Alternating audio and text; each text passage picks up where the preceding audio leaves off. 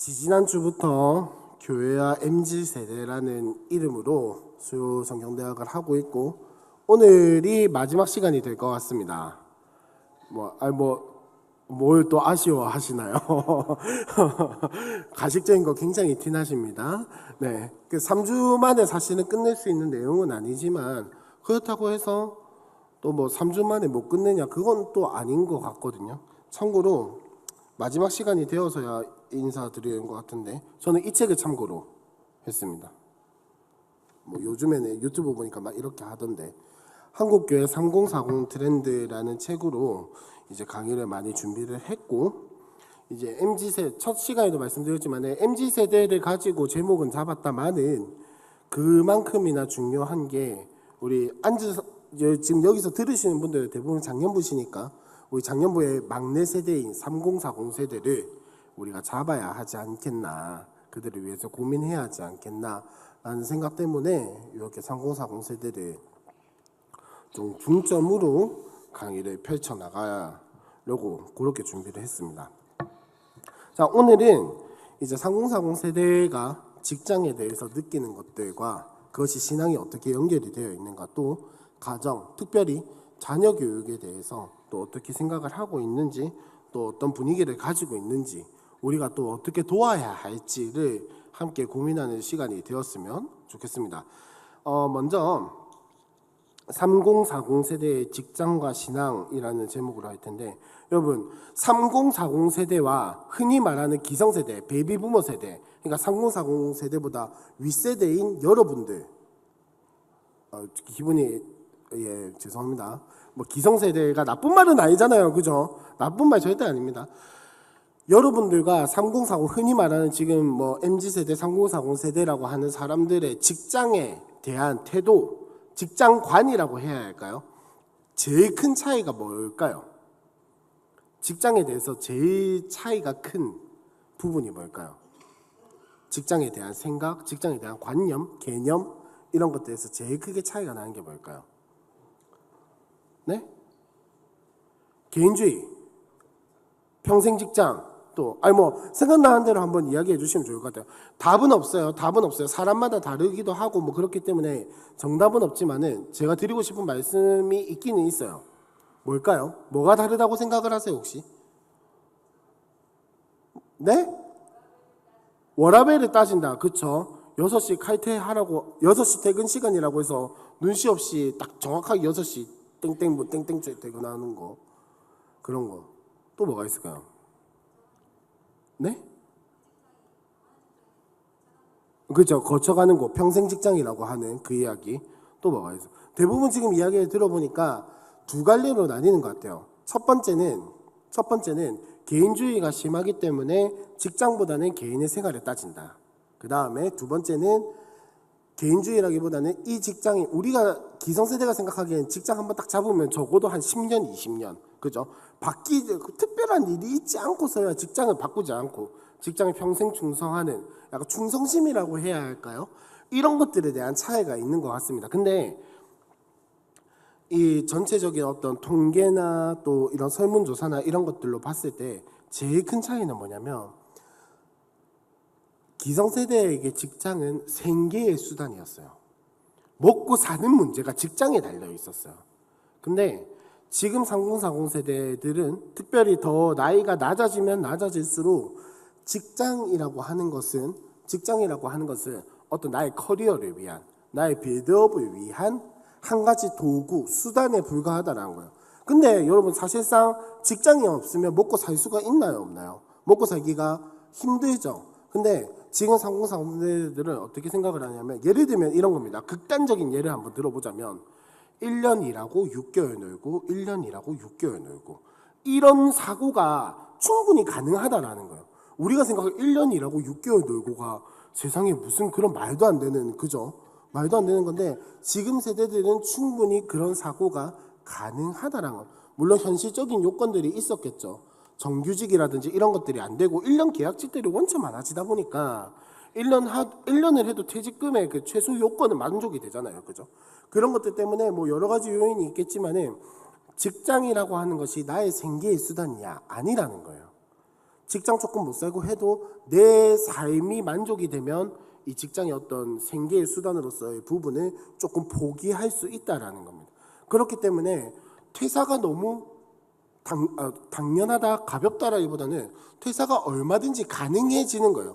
우리는 왜 옛날부터 그런 말 있잖아요. 사직서를 가슴에 품고만 다닌다고, 그죠? 항상 퇴사할 준비는 하지만 퇴사하지 않는 게 기성세대라면은, 지금 세대들은 퇴사하려고 하면 뭐 하면 되지, 약간 이런 느낌인 거예요. 우리는 퇴사를 할까 말까 1년 전부터 퇴사할까 말까 고민해가지고 1년 뒤에 사직서 내고 1년 뒤에 퇴직하고 뭐 이런 거였다면, 지금 세대들은 당연히 당장 그냥 저 그냥 퇴사할래요 라고, 사유가 뭐냐 이러면은 그냥 저랑 안 맞는 것 같아요. 이게 가능해진 세대랑, 물론 다 그렇다는 건 아닙니다. 100%다 그렇다는 건 아닌데 지금 세대가 점점 그렇게 되고 있다는 겁니다. 근데 이게 어디에까지 영향을 미치냐면, 뭐 모든 전도사님들이 다 그렇다는 건 아닌데, 여러분 저는 제가 이렇게 말하니까 되게 옛날 사람 같은데 저 옛날 사람 아닙니다. 적어도 제가 대학교 다닐 때까지만 해도 생각보다 대학교 때 전도사 사역을 하는 친구들이 많았어요. 그래서 교육전도사, 고신에서는 교육전도사라는 이름을 가지고 많이 했고, 신학대학원에 가서 신학대학원 1학년에 다니면 바로 사역을 시작하는 사람들이 굉장히 많았단 말이에요. 심지어는 장학금 중에 그런 장학금도 있어요. 사실 현실적으로 사역을 하게 되면 그만큼 공부에 투자하는 시간이 줄어들잖아요. 근데 나는 공부만 하고 싶은 사람이 있을 수도 있잖아요, 그죠? 그럼 그 사람 생계를 어떻게 하냐? 장학금이 따로 마련해놨어요. 목양 장학생이라고 해서 진짜 공부 잘할 것 같은 아이들을 모아가지고 매달 장학금을 주면서, 그때 당시에 업계 표준 사례 장학금 생활비를 업계 표준으로 주면서 이제 공부에만 전념하게끔 하는 그런 장학금 제도도 있고 그랬단 말이죠. 근데 지금은 고신교단의 정확한 퍼센테이지는 모르겠지만 전반적으로 신학대학원에 들어가서 전도사 사역하는 사람들이 줄어들고 있다라고 이야기를 해요. 사명감의 문제냐? 그건 아직까지 저는 잘 모르겠지만, 문제는 뭐냐면은 전도사 사례보다 주말 알바 뛰어서 받는 월급이 더 많다라는 거예요. 무슨 말이에요? 지금 최저시급이 얼마게요? 네? 거의 10,000원이에요. 그냥 10,000원으로 때려잡읍시다. 간단하게 10,000원으로 때려잡고, 한 달에 100만 원을 벌려면 한 달에 100시간을 일하면 되겠죠. 한 달에 100시간. 주말은 며칠 있죠? 8일. 한 달에 8일에서 10일 정도라고 합시다. 100만 원을 벌려면 한 달에 주말 토일요일 해가지고 한 10시간 정도 일하면은 한 달에 100만 원 정도 벌 수 있는 거예요. 맞죠? 다 그냥 대략적으로 한번 계산을 해봅시다. 근데 지금 제가 전도사 사역할 때 2017년도였거든요. 그때 제 사례가 얼마였게요? 한번 맞춰보세요. 얼마였을 것 같아요? 80만 원, 70만 원이었습니다. 70만 원. 거기에 뭐 장학금, 이게 학비를 도와주면 뭐 장학금이 있긴 한데, 제가 그때 한 달에 70만 원 받고 사역을 했었어요. 사역이라고 하는 것이 돈으로 다 평가는 할 수 없다마는 주말 알바라고 생각을 해봅시다. 그러면 주말에 한 7시간, 8시간 알바하면은 제가 받는 사례보다 훨씬 더 많은 돈을 받을 수 있는 거예요. 만약에 금, 토, 일, 3일 알바한다 쳐봅시다. 그러면 더 많아지는 거예요. 무슨 말이냐? 제가 지금 무슨 말을 드리고 싶은 거냐면, 이런 어떤 직장에 대한 이런 관념들이 점점 더 넓게 퍼지고 있다라고. 지금 전도사님들이 왜 사역을 안 하실까요? 단순히 돈의 문제도 있겠죠. 그만큼 막상 자기가 나가서 사역을 해보니까 자기랑 안 맞다는 거예요. 내가 생각했던 사역의 현장이 아니라는 거예요. 그래서 내려놓는 거예요.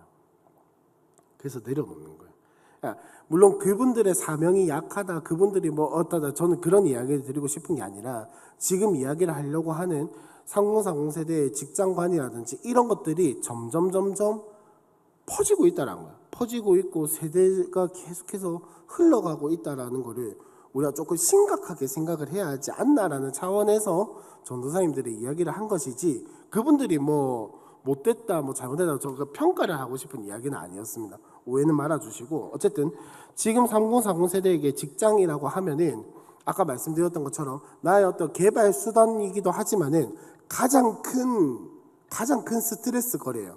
여러분 그 혹시 명절 덕담 가격표 아시나요? 아마 웃으시는 분들은 다 인터넷에서 한 번쯤 보셨을 거예요.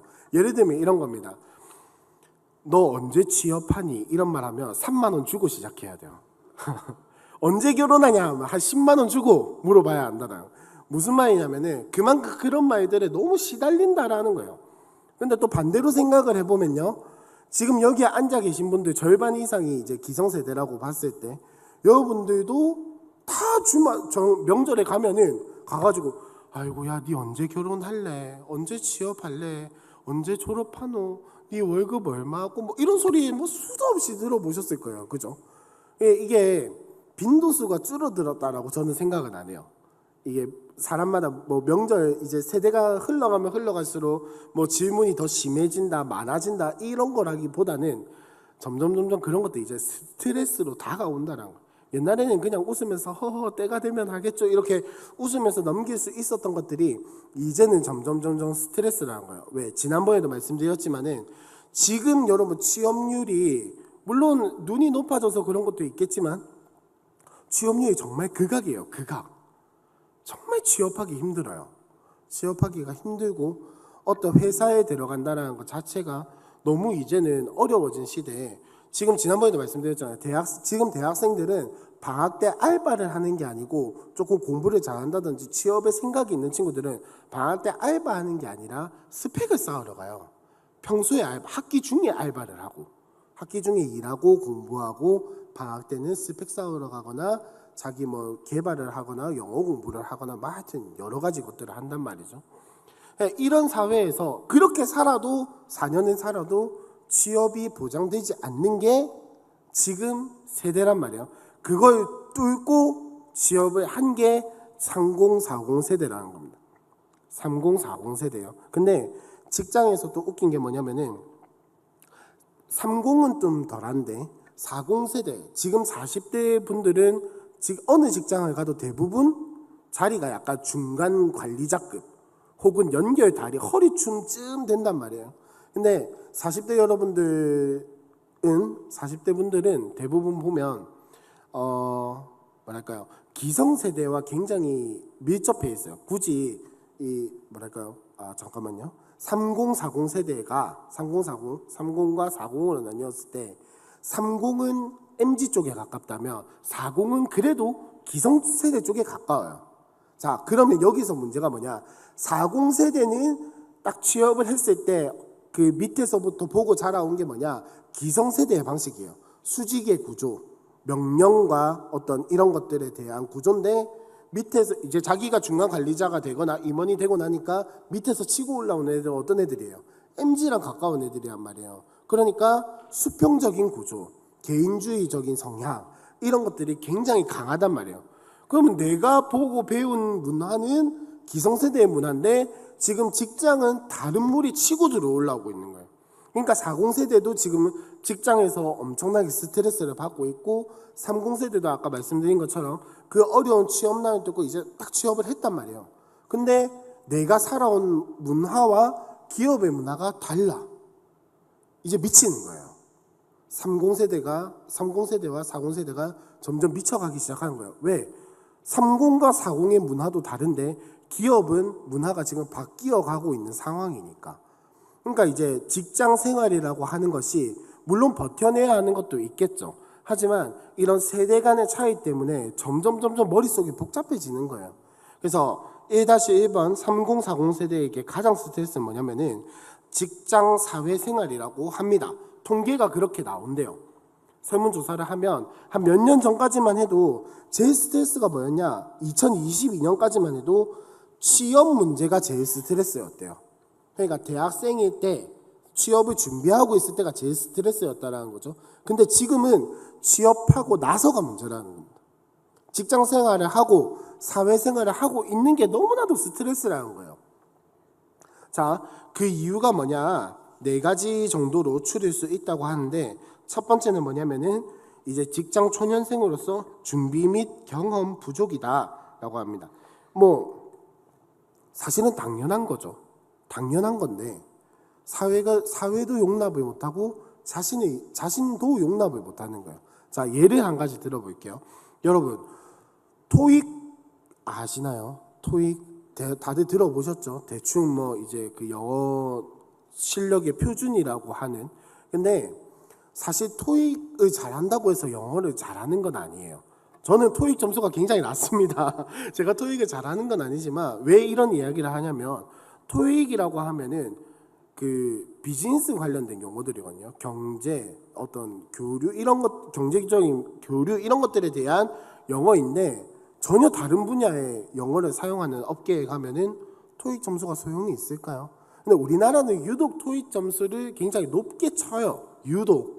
근데 그걸 잘한다고 해서 영어를 잘하는 건 아닙니다. 근데 사회에서 요구하는 게 토익 뭐 900점 이상 이런 거기 때문에 토익 900점을 어떻게 뭐 요령껏 뭐 어떻게 해가지고 강의를 듣고 해서 900점을 맞춰 들어갔어요.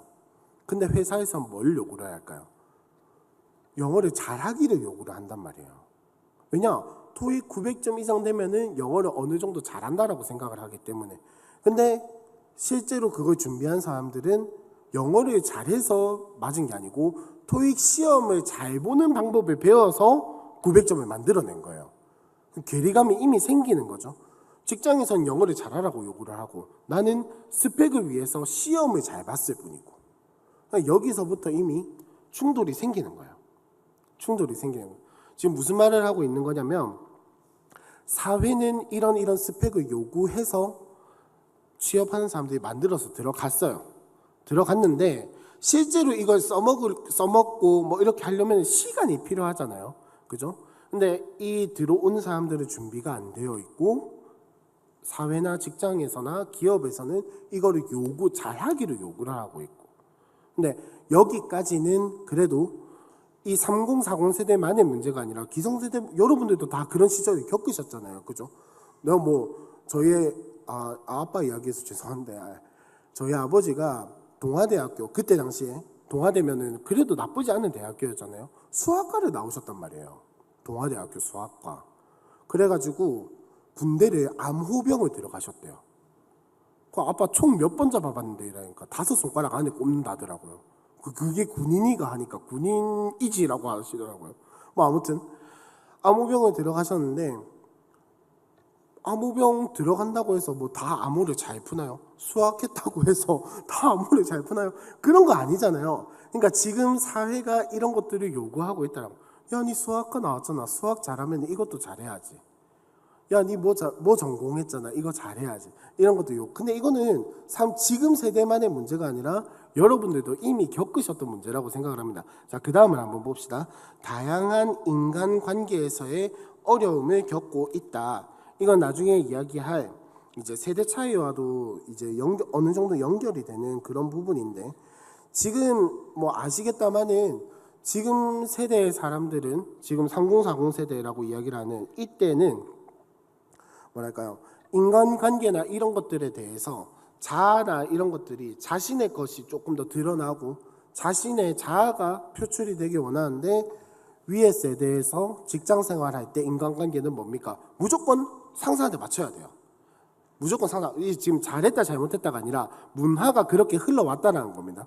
무조건 아랫사람이 윗사람에게 맞추고, 그 다음에 업무 지시나 이런 것들에 대해서 내 일이 조금 밀려 있어도 상사가 명령하는 것을 먼저 하고, 뭐 이런 어떤 관계들, 이런 것들이 지금은 그게 안 되니까 위에서 지시하는 사람들은 옛날 문화대로 지시를 하고, 밑에서 그걸 수행하는 사람들은 그렇게 받아들이지 못하고, 그러면서 업무가 꼬이기 시작하고 인간관계가 꼬이기 시작하고 세대 간의 갈등이 일어나게 되고, 이런 것들이 점점 이제는 많아질 거라는 거예요. 많아질 거라는 거예요. 그 다음 세 번째, 직장 내에서의 세대 차이라고 되어 있는데, 여러분 저는 지금 30대고 저 지금 청년들은 20대가 많잖아요. 그죠? 근데 제가 지금 20대를 봐도 너무 문화가 다르다는 게 너무 많이 느껴져요. 근데 40대 분들 여기 많이 앉아 계시다마는 이 40대 분들과 저의 문화가 같을까요? 아니요. 많이 다를 거예요. 저희 아내랑 저랑도 이미 세대 차이가 나요. 많이 난다 하면 혼날 거니까 나요. 안 앉아 있으니까 이런 이야기를 하는 거예요. 세대 차이가 나요. 여러분 근데 이게 마냥 웃을 수만은 없는 게 여러분 한번 생각을 해보시면 지금 50대 60대 들어서신 분들 위에 사람들과 세대 차이가 많이 난다고 느끼시나요? 많이 난다고 느끼시나요? 아마 나이가 올라가면 올라갈수록 저는 지금 한 5살만 차이가 나도 조금 다른데라는 게 느껴질 정도예요. 근데 위로 올라가면 올라갈수록 5살, 6살 정도는 그래도 괜찮아요. 무슨 말이냐면 세대 차이가 나는 속도가 점점 빨라지고 있다라는 거. 간극이 점점 좁혀지고 있다라는 거. 그러니까 이제는 나중에는 뭐 이런 말 하면은 요새 말로 뇌절이라 하거든요. 그러니까 내 혼자서 상상하는 걸 가지고 뇌절이라고 하는데 1년마다 세대가 달라질 것 같아요. 이러다가는 진짜로. 지금 뭐 10년이라고 세대 한 세대를 10년으로 잡는다더라고요. 한 세대를 10년으로 잡아. 10년. 10년씩마다 세대가 다르다라고 이야기를 해요. M세대와 G세대가 10년 차이입니다. 10년 차이. MZ세대와 알파세대도 10년 차이예요. 지금 20대를 MZ세대라고 하거든요. 그 밑에 10대는 알파세대라고 해요. 세대가 달라졌어요. 그냥 10년 차이로. 그러니까 이제 점점 좁아지고 있다는 건데 직장 내에서도 다를까요? 마찬가지라는 겁니다.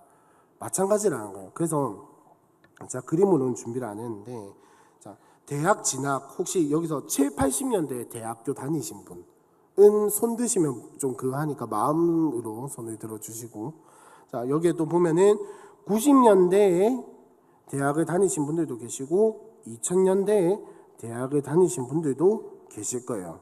근데 이 7, 80년대에 대학을 다니신 분들 90년대에 대학을 다니신 분들 2000년대에 대학을 다니신 분들께 직장이 어떤 의미냐라고 설문조사를 해보니까 7, 80년대에 다니신 분들은 밥값을 위한 생존이죠. 생존. 내 먹고 사는 거를 위한 게 직장이다라고 대답을 했는데 10년 뒤 90년대에 대학교 다니신 분들에게 보니까 몸값, 나의 가치를 이야기를 했대요. 내가 가치가 올라가야 돈이 더 많이 벌린다. 그 말은 내 몸값을 인정 안 해주면 나는 언제든지 직장을 옮길 수 있다 없다? 있다라는 거예요. 그 다음 2000년대에 다닌 사람들을 대학을 다닌 사람들에게 직장의 의미가 무엇이냐라고 물어보니까 돈. 직장은 돈 보고 다닌다라는 거예요. 언제든지 월급을 더 많이 주는 회사가 있다면 나는 박차고 나갈 수 있다. 옛날에는 왜 그런 거 아니었잖아요. 그죠? 그래도 내가 여기를 어떻게 키운 회사인데 그래도 내가 여기에 청춘을 바친 회사인데 끝까지 남아있겠다. 이런 게 옛날 그거였다면 지금은 월급 많이 준다고 당장 내일이라도 가겠습니다. 라고 하는 게 점점 이렇다. 근데 나중에 점점 시간이 더 지나면 직장의 관념이 어떻게 될지는 예상이 되는 게 뭐냐면은 이제는 직장이 나의 먹고 삶의 문제가 아닐 확률이 높아져요. 돈이 아니라 어떻게 보면은 이제는 직장 환경, 직장 문화에 따라서 직장을 옮기는 확률이 굉장히 높아질 겁니다. 제가 IT 기계 이런 걸 되게 좋아하거든요. 되게 좋아해서 유튜브를 가급적이면 안 보려고 하는데 몇 개 이제 정해서 보는 몇 개가 있어요. 그래서 하여튼 유튜버가 한 명 있거든요. 근데 그 유튜버가 뭐라더라 사무실이 한 10명 내외였던 걸로 기억하는데 거기 사무실에 가면 아이스크림 만드는 기계가 있다라는 거예요. 아이스크림 만드는 기계가 있대요. 그래서 어젯밤에 아내랑 그거 보다가 야 우리 사무실에도 아이스크림 주는 기계 있으면 나 한 10년은 더 있겠다라는 말을 했었거든요. 우스갯소리입니다. 여러분 진지하게 받아들이지 마세요. 우스갯소리로 그런 말을 했는데 무슨 말이냐면 저는 지금 맞잖아요. 지금 이야기를 하고 있는 딱 3040 세대잖아요. 그죠? 그런 복지나 이런 것들에 월급이 조금 적어도 복지나 직장 문화나 환경에 더 눈이 간다라는 거예요. 더 눈이 간다라. 물론 돈도 많이 받으면 좋겠죠. 좋은데 이제는 점점 눈이 그쪽으로 간다라는 겁니다. 그 말은 무슨 말이냐면은 돈이 중요하지 않다라는 게 아니에요. 돈도 중요한데 돈보다 더 중요한 것은 뭐냐? 나의 기호. 나와 맞냐 안 맞냐? 나를 잘 알아주냐 안 알아주냐? 요거에 점점 사람들이 눈이 간다라는 것. 교회도 마찬가지입니다, 여러분. 교회도 마찬가지예요. 사람들이 점점 이제 뭐 나이 많은 분들도 오겠지만 흔히 말하는 기성세대도 오겠지만은 이제는 3040 세대도 교회를 떠돌아다니고 있단 말이에요. 나중에 살펴보겠지만은 3040 세대가 오히려 교회를 더 부평초처럼 더 많이 떠들고 있어요. 지금 플로팅 현상이라고 하는데 부평초처럼 더 많이 떠들고 있단 말이에요. 그런 사람들이 교회를 선택하는 기준이 뭘까요, 여러분? 지금 3040 세대가 떠돌아다니는 그리스도인들이 교회를 선택하는 기준이 뭘까요? 말씀 좋은 거, 건물 큰 거, 뭐 쌈박한 거라기보다는 이 교회가 나의 욕구와 나의 욕망을 얼마나 충족시켜 주느냐, 나의 원함을 얼마나 잘 맞춰 주느냐. 그래서 이제 예를 들면 이런 겁니다. 제 친구가, 그 친구는 교회를 아주 잘 다니는 친구예요. 야, 우리 교회 한번 놀러 온나 이랬는데, 그 친구는 김해 살거든요. 김해 살아서 놀러 올 생각이 전혀 없다가, 야, 우리 교회, 그러니까 아기 때문에 아기를 데리고 지금 나오는 게 좀 힘들어가지고, 야, 아니 내 바쁘니까 네가 우리 교회 와서 내를 보든가 이렇게 하자 이랬는데, 애를 데리고 나오기가 힘드니까 망설이다가, 야, 우리 교회 키즈 카페 있는데 이러니까 바로 온다는 거예요. 바로 냅다 온다는 거예요. 아니 지금은 오지 말고 이따가 나중에 다음에 보자 이렇게 했는데, 지금 제가 이 말씀을 드리는 이유는 뭐냐면은 점점 무슨 말인지 아시겠죠? 자신의 욕구를 맞춰주느냐 안 맞춰주느냐. 그렇다고 해서 교회가 뭐 다 맞춰줄 필요도 없겠다마는 해줄 수 있는 것은, 오픈할 수 있는 것들은 오픈을 하는 이제 그런 시대가 점점 되고 있다라는 거예요. 그래서 뭐 이야기가 또 딴 데로 흘러가는데, 어쨌든 자, 마지막 가장 큰 스트레스, 직장 생활, 사회생활인데, 그 마지막 이유가 뭐냐? 육아와 병행이 어렵다라는 겁니다. 이거는 아마 많은 분들이 이해하기가 조금 어려우실 수도 있을 것 같아요. 라떼는 말이야 이러면서 직장 생활하면서 아이들도 다 키우고 뭐 이렇게 저렇게 하긴 했는데, 여러분 이게 왜 힘든지를 이해를 해주셔야 돼요. 단순히 요즘 애들 뭐 이렇게 나약하네 뭐 이렇게 이야기를 할 게 아니라, 왜 힘들까요? 왜 직장 생활과 육아를 병행하는 것이 힘들까요? 뭐 성향에 따라 아닌 사람들도 있어요. 아기도 키우고 일도 해야 살아나는 사람들도 있어요. 예. 근데 왜 힘들다고 이야기할까? 전반적으로. 왜 어렵다, 왜 힘들다, 왜 육아와 직장 생활이 병행이 안 된다라고 이야기를 할까요? 자, 잘 생각해 보세요. 지금 3040 세대와 MZ 세대들의 특징이 뭐냐면은 이기주의라기보다는 개인주의거든요. 개인주의와 그 다음에 본인의 어떠함을 드러내는 것들이 조금 많이 결합이 되어 있어요. 개인주의란 말이에요. 자아 실현이 중요하단 말이에요. 내 생활이 굉장히 중요하다고요. 내가 나로서 살아가는 게 굉장히 중요하단 말이에요. 근데 여러분 아시겠지만 육아와 직장 생활을 병행하면 내 생활이 있습니까? 거의 없다고 봐야죠. 특히나 아이가 어리면 어릴수록, 통잠을 안 자면 안 잘수록 더 없어지는 거고, 아이가 자란다고 한들 내 시간이 많이 생기나요? 좀 생기긴 하지만 많이 안 생기죠. 그러니까 지금 세대들은 아이를 낳고 직장 생활하는 게 물론 체력도 힘들고 뭐 여러 가지 문제가 있겠지만은 내가 나다워진 시간이 없어지기 때문에 병행하는 게 싫다라는 거예요. 아기만 키우면 그래도 시간이 좀 있겠죠. 직장 생활만 하면 오히려 더 시간이 있겠죠. 근데 이 두 개를 같이 하면 내가 나다운 시간, 그냥 흔히 말하는 육아 퇴근이 어떻게 될지 모르는 이 상황, 육아 퇴근하고 나는 나로서 박현준으로서 살아가야 하는데 그 시간이 없어지니까 그게 힘들다는 거예요. 그러니까 육아와 직장 생활을 병행하는 게 나는 못하겠다라고 하는 거예요. 그래서 지금 점점 아이를 안 낳고 살아가는 사람들이 많아지고 있는 거예요. 왜? 애 낳는 게 무서워서 아이고 아니요 그 정도는 아니에요 여러분. 애 낳는 게 무서워서 애 키우는 게 무섭다라고 하죠. 왜 무서울까요? 내가 나눌 수 있는 시간이 없어지니까. 뭐 우리는 늘 뭐 3년 4년만 참아라, 애기 어린이집 갈 때까지만 참아라 이러는데 그거는 그들에게 와닿지 않는 소리입니다. 여러분 아이 딱 낳고 아이 키우실 때 3년 4년만 참아라는 말 와닿으시던가요? 아무도 안 와닿으셨을 텐데 지금 세대도 마찬가지라는 겁니다. 근데 이거를 기성세대, 윗세대, 이미 지나온 세대의 관점으로 그들을 바라보니까 이해가 안 되기 시작하는 거예요. 그들이 이해하려고 하는 게 아니라 우리가 지나온 이 시기를 기준으로 해서 그들을 바라보니까 뭐 저도 30인데 이런 말 하기 참 웃기네요. 그죠?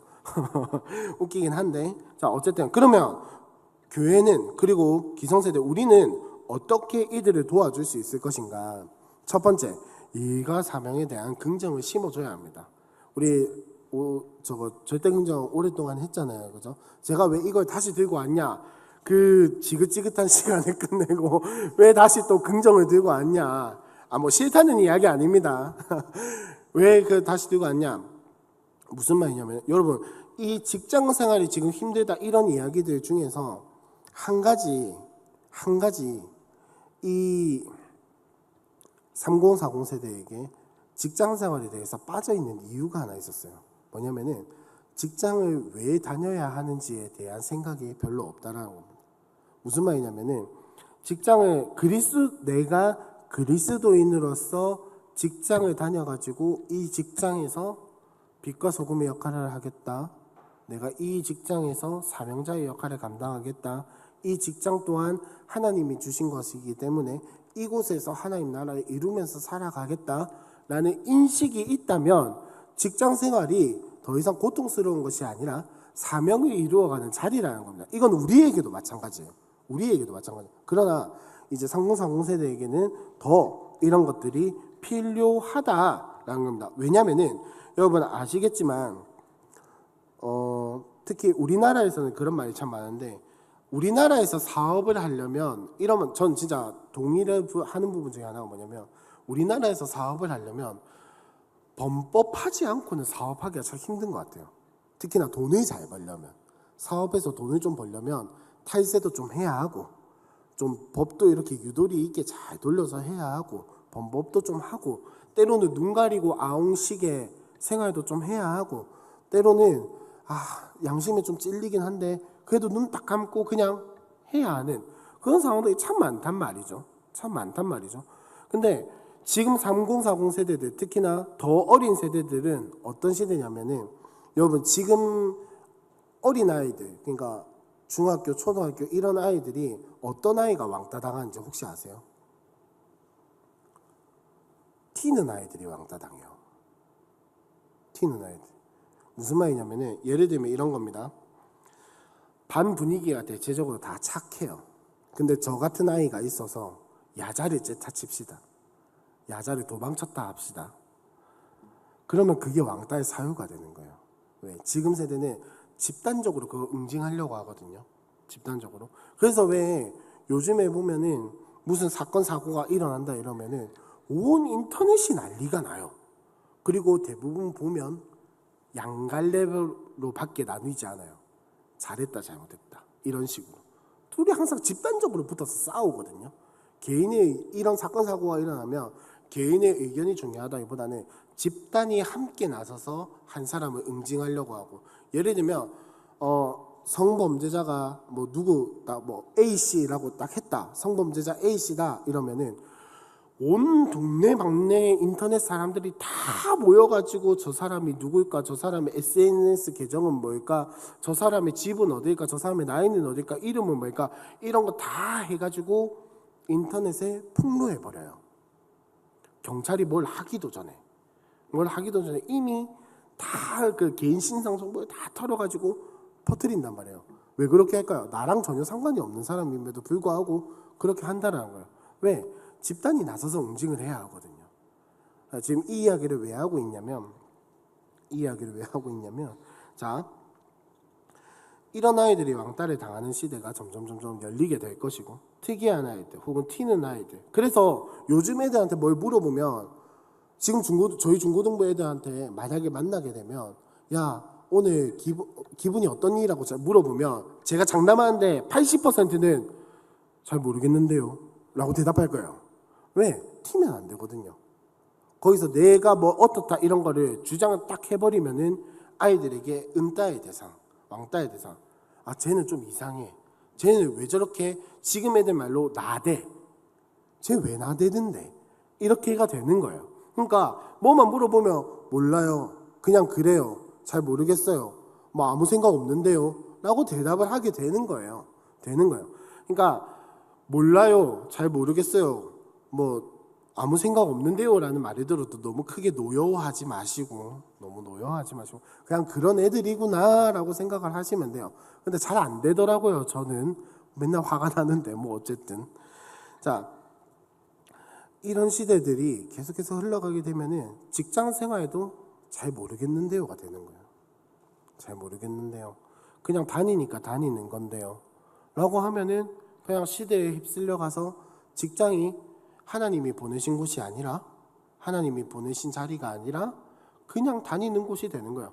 그러면 어떻게 될까요? 이런 악순환이 계속해서 반복되면서 직장 생활이 더 무의미해지게 되고, 내가 직장을 왜 다니는지 더 어려워지게 되고, 부정적이게 되고, 생각이 없어지게 되고, 그러다 보면은 나중에는 뭐 직장도 안 다닐란다, 이런 세대들이 펼쳐지게 되는 거죠. 무슨 말이냐면은, 뭐 장황했는데 제가 드리고 싶은 말씀이 뭐냐면은, 직장 생활에 대한 명확한 사명과 부르심과 이런 것들이 있어야만이 직장 생활을 기쁘게 감당할 수 있는 원동력이 된다는 겁니다. 교회에서 제시해 줄 수 있는 방법은 그거밖에 없어요. 교회에서 뭐 대기업을 연결시켜 줄 것도 아니고 승진을 시켜줄 수 있는 것도 뭐 아무것도 없잖아요 사실. 근데 교회에서 해줄 수 있는 것은 무엇이냐, 직장 생활이 무엇인지를 정확하게 알게 해주는 거예요. 직장이 어떤 곳인지, 일을 한다는 것이 무엇인지, 사명이 무엇인지, 하나님이 거기에 너를 왜 보내셨는지를 분명하게 알게 하는 게 지금 교회의 역할일 수밖에 없다는 겁니다. 물론 부가적으로 나중에 뭐 취업에 성공하는 방법, 뭐 직장 생활 잘하는 방법, 이런 뭐 소그룹들도 있으면 더 좋겠죠. 더 좋은데, 그것보다 더 우선시 되어야 하고 더 본질적인 건 뭐냐면은 직장도 하나님 나라다라는 것을 분명하게 인식시켜 줘야 한다는 겁니다. 그러려면은 지금 여기 앉아 계신 여러분들이 할 수 있는 일은 무엇이냐? 선배시잖아요. 그죠? 3040 세대의 선배로서 여러분들이 하실 수 있는 것은 무엇이냐면은 소그룹을 열까요, 지금? 소그룹을 열 수 있는 것도 아니고 뭘 할 수는 없지만은 나눔 가운데에서 그런 것들을 알려주시고, 직장 생활하면서 힘들어 하시는 분들께 여러분들이 찾아가서 위로해 주시고 격려해 주시면서 나눔을 해주는 거예요. 아, 내가 직장 생활을 버틸 수 있었던 비결이 무엇인가? 내가 지금까지 이겨낼 수 있었던 이유가 무엇인가? 여러분, 죄송하지만은 여러분들은 그래도 직장 생활을 신앙으로 이겨내실 수 있는 힘이 있었고 문화가 됐던 시절이에요. 근데 지금은 죄송하지만 그게 아닙니다. 아까 말씀드렸잖아요. 직장이 힘들면 나오면 그만이에요. 딴 데 가면 그만이에요. 근데 여기서 내가 믿음으로 이겨보겠다. 아까 말씀드렸잖아요. 여러분들은 직장 생활이 내가 먹고 사는 것, 나의 생명과 관련이 되어 있었기 때문에 어떻게든 버텨나가고 어떻게든 기도하면서 용쓰고 어떻게든 이겨내려고 했단 말이에요. 근데 지금 세대는 그게 아니라니까요. 마음에 안 들면 옮기면 그만이에요. 마음에 안 들면 옮기면 그만이고, 직장 가기 싫은데 돈이 있어야 한다 이러면 지금 알바하면 그만이에요. 여러분, 평일에 좀 알바하고 이러면은 충분히 우리가 생각하는 뭐 지금 대학생들 20대들이 먹고 살 수 있는 월급이 어느 정도는 나옵니다. 뭐 저축하고 뭐 이런 거 다 빼고요. 어느 정도 나오는 시대란 말이에요. 그런 사람들에게 직장에서 왜 버텨야 하는지, 직장 생활에서 어떻게 살아가야 하는지를 알려주려면 여러분들의 간증을 나눠주셔야만이 가능하다라는 겁니다. 그리고 지금 여러분들 사업하시는 분들, 아까 이야기했었죠. 사업하시는 분들 눈 딱 감고 살아가야 하는 그런 시기들이 많잖아요. 근데 지금 3040 세대는 그런 거 용납을 못해요. 그러니까 지금도 보면은 지금 뭐 이렇게 옛날만큼은 아니 옛날보다 죄송해요. 옛날보다 훨씬 더 개인 기업들이 많이 살아나고 있거든요. 지금 말씀드린 게 뭐냐면은 SNS 이런 데 보면은 대기업 제품이 아님에도 불구하고 SNS에서 입소문을 타면은 불티나게 팔리는 그런 제품들이 많아지는 시대입니다. 그래서 옛날에는 뭐 화장품 이런 거 하면은 뭐 깨구리 나오는 참존, 태평양 뭐 요런 게 다였잖아요. 사실 좋은 화장품 하면은 지금은 보면은 저도 그거에 대해서 그렇게 약한 편은 아니거든요. 많이 안다고 생각하는데 뭐 심심하면 새로운 브랜드들이 계속 나와요. 심심하면 새로운 브랜드들이 나와요. 그냥 무슨 말이냐면 개인이 사업을 차려서 이렇게 하는 것들이 점점 쉬워지고 있는 시대인데, 자, 이런 제품들이 유행을 타는 이유 중에 여러 가지 이유가 있겠지만 그 이유 중에 하나가 뭐냐면 이 기업은 투명하다라는 것도 인기 얻는 이유 중에 하나예요. 이 기업은 탈세 안 해.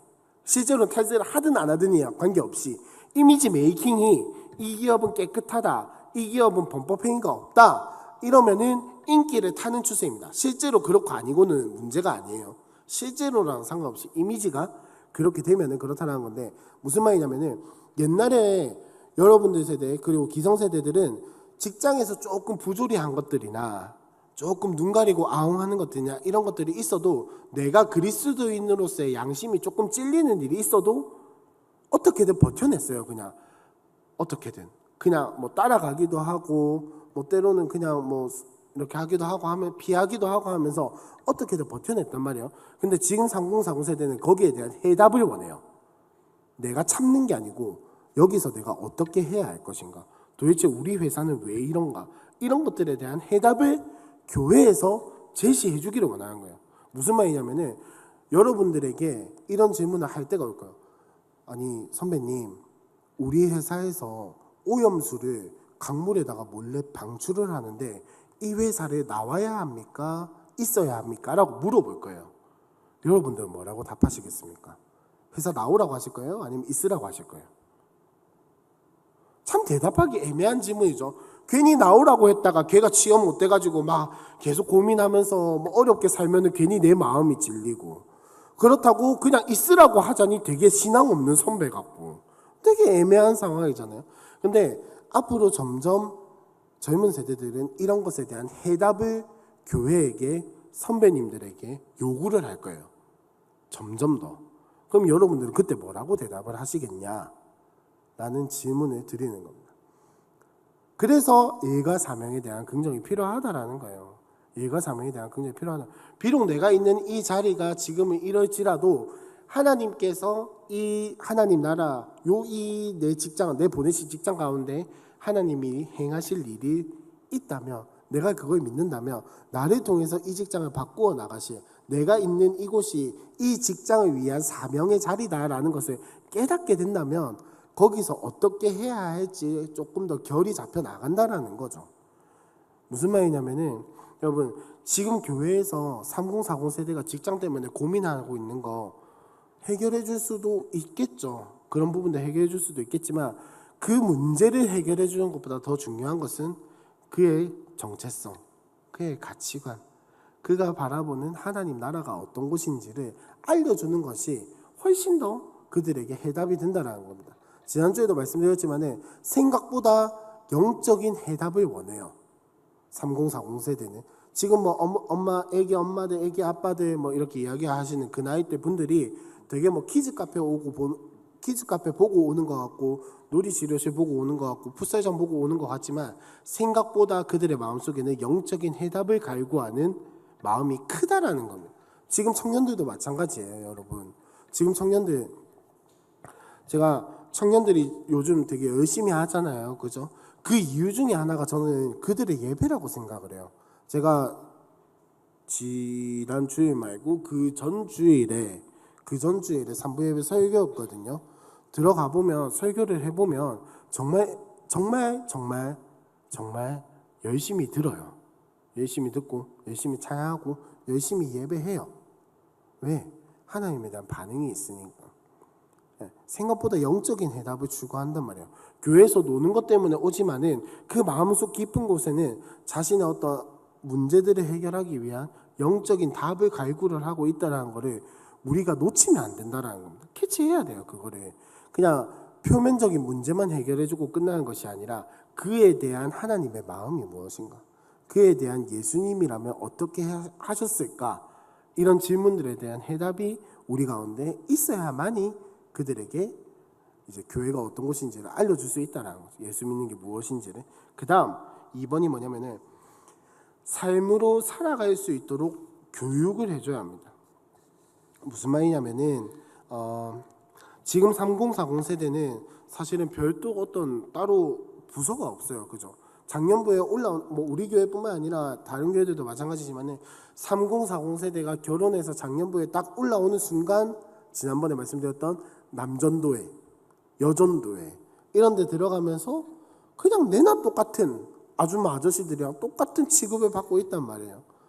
똑같은 취급을 받고 있단 말이에요. 이게 뭐 나쁘다 이런 이야기가 아니라 그들은 분명히 삶이 다르고 시대가 다르고 살아온 환경이 다른데 아이를 다 키운 사람들과 아이를 키우고 있는 사람들은 다르잖아요. 그죠? 살아가는 환경이 다르고 세대가 다른데 이들을 어떻게 똑같이 바라보고 있냐라는 거예요.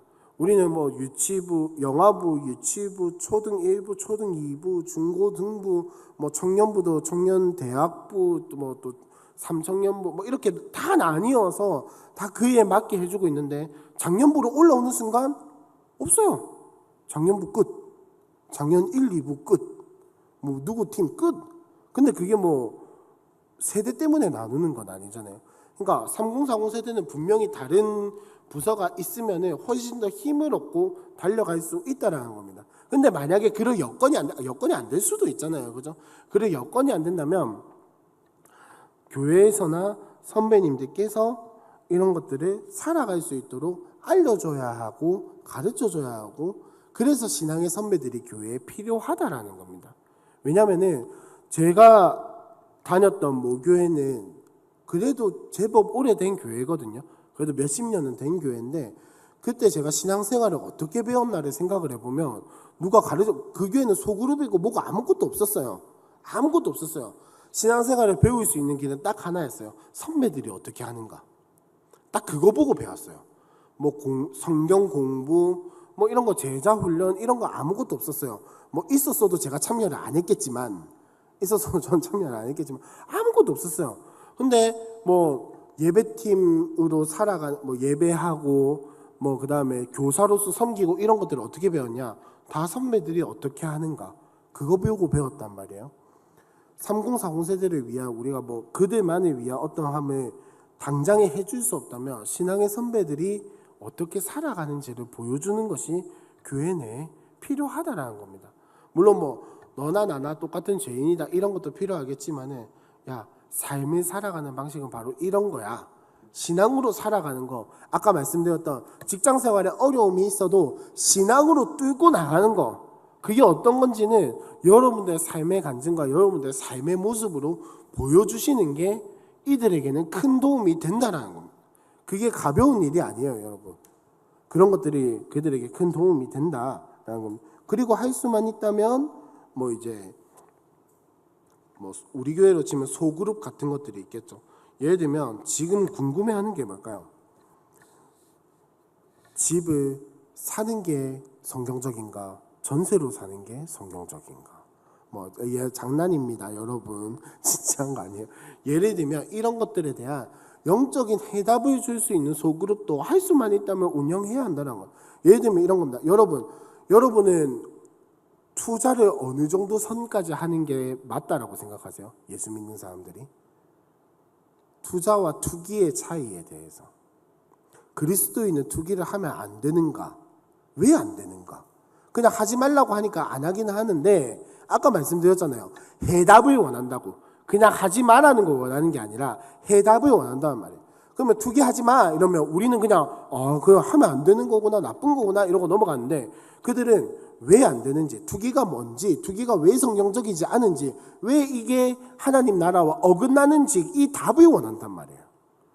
답을 원한단 말이에요. 그러면은 곧 죽어도 충성을 하는 게 지금 세대입니다. 내가 이해가 되고 내가 납득이 되고 나에게 맞다라고 생각을 하면 어떻게든 따라가는 게 지금 세대란 말이에요.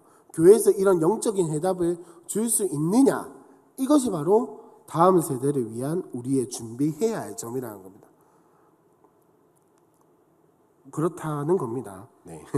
그 다음 큰 2번으로 넘어와서 3040 세대의 가정과 신앙에 대해서 이야기를 하려고 하는데, 그 전에 그 다음 죄송합니다. 나중에 보도록 하고, 자, 가정과 신앙에 대해서 이야기를 하는데, 자, 이 이야기를 왜 하냐면 지금 3040 세대가 자녀들을 양육하면서 가장 위기였던 순간이 언제였을까요? 뭐 두말할 것도 없이 코로나죠. 특히나 더 어린 30 세대를 키웠던 분들에게는, 저기 앉아 계신 한영준 선생님은 둘째가 태어날 때쯤에 코로나였던 것 같아요. 태어날 때 코로나였나요? 뭐 아무튼 둘째가 제 기억으로는 돌도 안 됐는데 코로나 걸려가지고 다들 어쩌노 괜찮나 뭐 이랬던 기억이 나요. 그러니까 위기였단 말이에요. 자녀를 키워내는데 굉장한 위기였고 어려움이었고, 지금 그걸 딱 끝내고 나서 생활이 어느 정도 뭐 뉴노멀 시대라고는 이야기는 하지만 생활이 어느 정도 회복된 상태에서 이 사람들이 지금 제일 고민하는 게 뭐냐, 자녀에게 신앙을 어떻게 물려줘야 할 것인가. 신앙을 물려줘야 한다는 건 여러분 알고 있어요. 우리가 보기에는, 그리고 어른들이 보기에는, 기성세대가 보기에는 저래가지고 뭐 신앙으로 키워내겠나라고 생각을 하시겠다마는, 근데 알고 있단 말이에요. 신앙으로 키워내야 하는 걸. 근데 그렇게 못하는 가장 큰 이유가 뭘까요? 그거를 제가 본 책에서는 두 가지로 이야기를 하고 있는데, 세 가지로, 크게는 두 가지로 이야기를 하고 있는데, 첫 번째는 뭐냐면은 큰 2번에 2번 3040 세대의 영적 가족력을 보시면 1번에 코로나 이후에 자신의 신앙이 먼저 무너졌다라는 겁니다. 무슨 말이냐면은 영상 예배에 너무 익숙해졌다라는 거예요. 여러분 뭐 아시겠지만 성령님도 유아실에 유리는 못 뚫는다 이런 말이 있었죠, 옛날에. 근데 지금은 뭡니까? 성령님도 전파는 못한다 뭐 이런 말이 있어요. 전파는 못한다, 데이터는 못한다 이런 말이 있는데, 무슨 말입니까? 영상 예배라는 것이 보편화되었고, 영상 예배를 드릴 수 있는 문화와 환경과 뭐 이런 어떤 베이스들이 다 조성은 됐어요. 지난번에 말씀드린 것처럼 아무리 작은 교회라도 유튜브 생중계, 줌 미팅 정도는 다 할 수 있는 시대가 도래했습니다. 우리가 5년 전만 해도 그런 거 생각이나 했나요? 그죠? 뭐 그런 거는 되게 막 잘하는 사람들이나 뭐 그런 거라고 생각을 했지, 누구나 다 할 수 있는 거라고 생각도 못 했잖아요. 근데 시대가 바뀌었어요. 판도가 바뀌었단 말이에요. 근데 이 코로나 시대를 지나오면서 자녀를 키우다 보니 집에 고립될 수밖에 없었고, 나가는 것이 무섭고, 심지어는 교회도 어떤 교회는 당연히 오지 마라, 4인 이상 뭐 이런 거 하면서 영상 예배를 드리는 것이 익숙해졌어요. 여러분들도 영상 예배 드려보셔서 아시겠지만은 저는 아직까지도 주장하고 있습니다. 영상 예배 드리면 솔직히 몸은 편해요. 맞잖아요. 안 씻고 그냥 유튜브 켜놔도 누가 뭐라는 사람 쪽팔릴 거 아무것도 없잖아요. 그죠? TV에다 유튜브 틀어놓고 있는데 내가 뭐 양치를 하니 안 하니, 머리가 산발이 됐니 안 됐니 중요하잖아요. 그냥 나는 여기 앉아서 예배하면 돼요. 뭐 차 운전하고 나갈 필요 있습니까? 없죠. 옷 갈아입을 필요 없습니까? 솔직히 까놓고 이야기해서 예배 시간 1분 전에 일어나가지고 TV 딱 틀어가지고 유튜브 딱 틀면은 끝이에요. 예배 드릴 준비. 근데 현장 예배 드리려면 어떻게 합니까? 최소한 30분 전에는 일어나가지고 씻고, 그래도 입냄새 나면 좀 그러니까 양치는 좀 하고, 머리는 좀 가다듬고, 옷 갈아입고, 걸어서 오든지 차를 타고 오든지 하면은 최소 30분 전에는 일어나야 돼요. 그마저도 늦게 들어오면 눈치 보면서 이러면서 괜히 뒷문으로 살금살금 들어와야 하는데, 영상 예배는 뭐 내가 늦게 일어나서 늦게 이렇게 들었다고 황 목사님이 나한테 화를 내시던가요? 전혀 안 내시잖아요. 솔직히 몸이 편한 건 맞습니다. 근데 문제는 여기에 굳어져 버렸다는 거예요. 여기에 굳어져서 내가 예배를 드리는 것보다 몸이 편한 것에 더 집중하기 시작했어요. 그러다 보니까 신앙이 무너지는 거예요. 영상 예배가 예배가 아니라는 말은 저도 안 드리고 싶어요. 어쩔 수 없이 영상 예배를 드려야 하시는 분들도 그렇게 드리면 저는 예배라고 생각을 합니다. 하지만 예배를 드리는 것보다 몸이 편한 게 우선이 됐을 때에는 그건 절대 예배가 아니에요. 그냥 관람하는 거지. 관람하는 거죠. 그러니까 이런 것들에 대해서 점점 지금 몸이 편한 것을 선택하다 보니까 신앙이 어떻게 되겠습니까? 당연히 예배하는 게 아니니까 신앙은 점점 다운될 수밖에 없죠. 근데 이게 고착화됐어요. 고착화됐으니까 내가 신앙으로 가르쳐야 하는 걸 알매도 불구하고 그냥 내가 할 수 있는 말은 영상 예배 드리면 되지. 영상 예배 드리자. 아, 늦게 일어났어? 혼내는 게 아니고 영상 예배 드리면 되지. 라고 흘러가 버리게 되는 거예요. 여러분, 제가 어릴 때만 해도 헌금 반반 나누는 거 아시죠? 500원을 받으면 200원은 오락실에 쓰고 300원은 헌금하고 1000원을 받으면 500원은 사 먹고 500원은 내고. 저는 뭐 그렇게 어릴 때는 안 다녔는데 아무튼 그런 이야기를 참 많이 들었어요. 제가 어릴 때 중학교 때부터 교회를 다녔거든요. 근데 엄마는 항상 먼저 올라가 계셨고 어린 예배 드리시니까 저는 중고등부 예배 드린다고 늦게 올라왔어. 근데 만약에 지각했는데 교회 입구에서 엄마를 만났다, 그날은 뒤지게 맞는 날이었어요. 물론 엄마는 육체적으로 안 때리셨어요. 말로 때리셨지. 엄청나게 혼나는 날이었어요. 근데 지금은 죄송하지만은 어떻습니까? 늦으면은 그래, 집에서 영상 예배 드리자 가 아마 많아질 거예요. 우리 교회 이야기를 하는 것이 아니라 지금 대부분 교회를 생각을 해보면 아마 그렇게 됐을걸요. 늦으면 특히나 멀리 사시는 분들은 더 그렇게 됐을걸요. 아마 더 그렇게 됐을걸요. 그러니까 이게 너무 몸이 편한 시대가 돼버린 거예요. 그러니까 신앙은 자연히 떨어질 수밖에 없는 거죠. 그 다음 2번은 사실은 1번의 어떤 여파라고 생각을 합니다. 내 신앙이 떨어지니까 내가 줄 게 없으니까 그 다음 내 자녀들에게 신앙이 이어질까? 당연히 우울할 수밖에 없죠. 그리고 3번, 큰 두 번째, 부담은 있지만 돌파구를 모르는 거예요. 왜? 내가 신앙으로 돌파를 해본 적이 없거든요. 자녀를 신앙으로 교육해야 하는 건 알아요. 근데 내가 돌파해 본 적도 없고 플러스 무엇을 가르쳐야 할지 모르는 거예요. 신앙에 대해서 가르쳐야 하는데 내가 묵상도 안 하고 내가 기도도 안 해. 왜? 신앙이 약해져 있으니까. 근데 내가 안 하는 묵상과 기도를 가르친다? 내가 안 하는 가정 예배를 가르친다? 내가 안 하는 성경 나도 잘 모르는 성경의 이야기들을 알려준다? 아니라는 겁니다. 나중에 잠시만요. 죄송합니다. 제가 들고 오진 않았는데 이 책에 보면 진짜 놀라운 충격적인 설문조사 결과가 하나 있었어요. 제가 말로 한번 설명을 드릴게요. 그리스도인들, 예수 믿는 교회 다니는 사람들에게 가정 안에서 자녀 교육에 대해서 4가지 부분으로 나뉘어서 물어봤어요. 첫 번째는 인성, 두 번째는 지성, 세 번째는 진로, 네 번째는 신앙. 이렇게 해가지고 교회를 다니는 부모들에게 아이에게 이 4가지 중에서 어떤 교육을 합니까 안 합니까? 라고 물어봤어요. 자, 인성 교육에 대해서 자주 가르친다 라고 대답한 사람들이 63%였어요. 가끔 가르친다 라고 하는 사람들이 31.3%였습니다. 이미 95%에 가까운 사람들이 인성에 대해서는 잘 교육을 하고 있다는 겁니다. 이 인성에는 뭐가 들어가냐면 예의 범절, 인간관계, 생활 태도 이런 것들에 대해서는 거의 95%의 가정들이 가르쳐 봤다라는 거예요. 자, 근데 두 번째, 지성 교육에 대해서 자주 가르친다는 38.7%, 그 다음에 가끔 가르친다는 49%예요. 자, 이 지성 교육에는 뭐가 들어가냐면 학습, 재능, 기술 개발. 쉽게 말하는 지금으로 치면 무슨 지표겠냐 싶냐면 학원 다니는 거. 학원은 어떤 학원 보내냐 이런 것들에 대해서 대답한 사람들이 가르친다라고 대답한 사람들이 87.7%입니다. 점점 지금 퍼센테이지가 줄어들고 있죠. 자, 세 번째, 진로 교육, 적성이라든지 진로 탐색에 대해서 가르치는 가정은 77%라고 대답을 하고 있어요. 이 말은 여러분 바꿔보면 무슨 말이냐면은 77%의 사람들도 가르치는 게 뭘까요?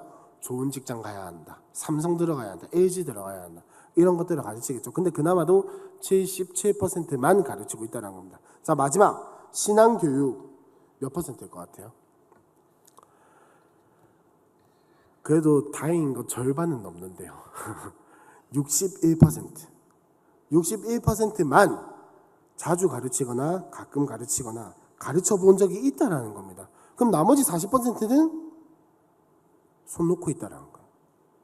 손 놓고 있다라는 거예요. 10명한테 물어봤을 때 10가정이 있다면 4가정은 손 놓고 안 하고 있다라는 거예요. 여러분, 그에 비하면 우리 교회는 얼마나 감사합니까?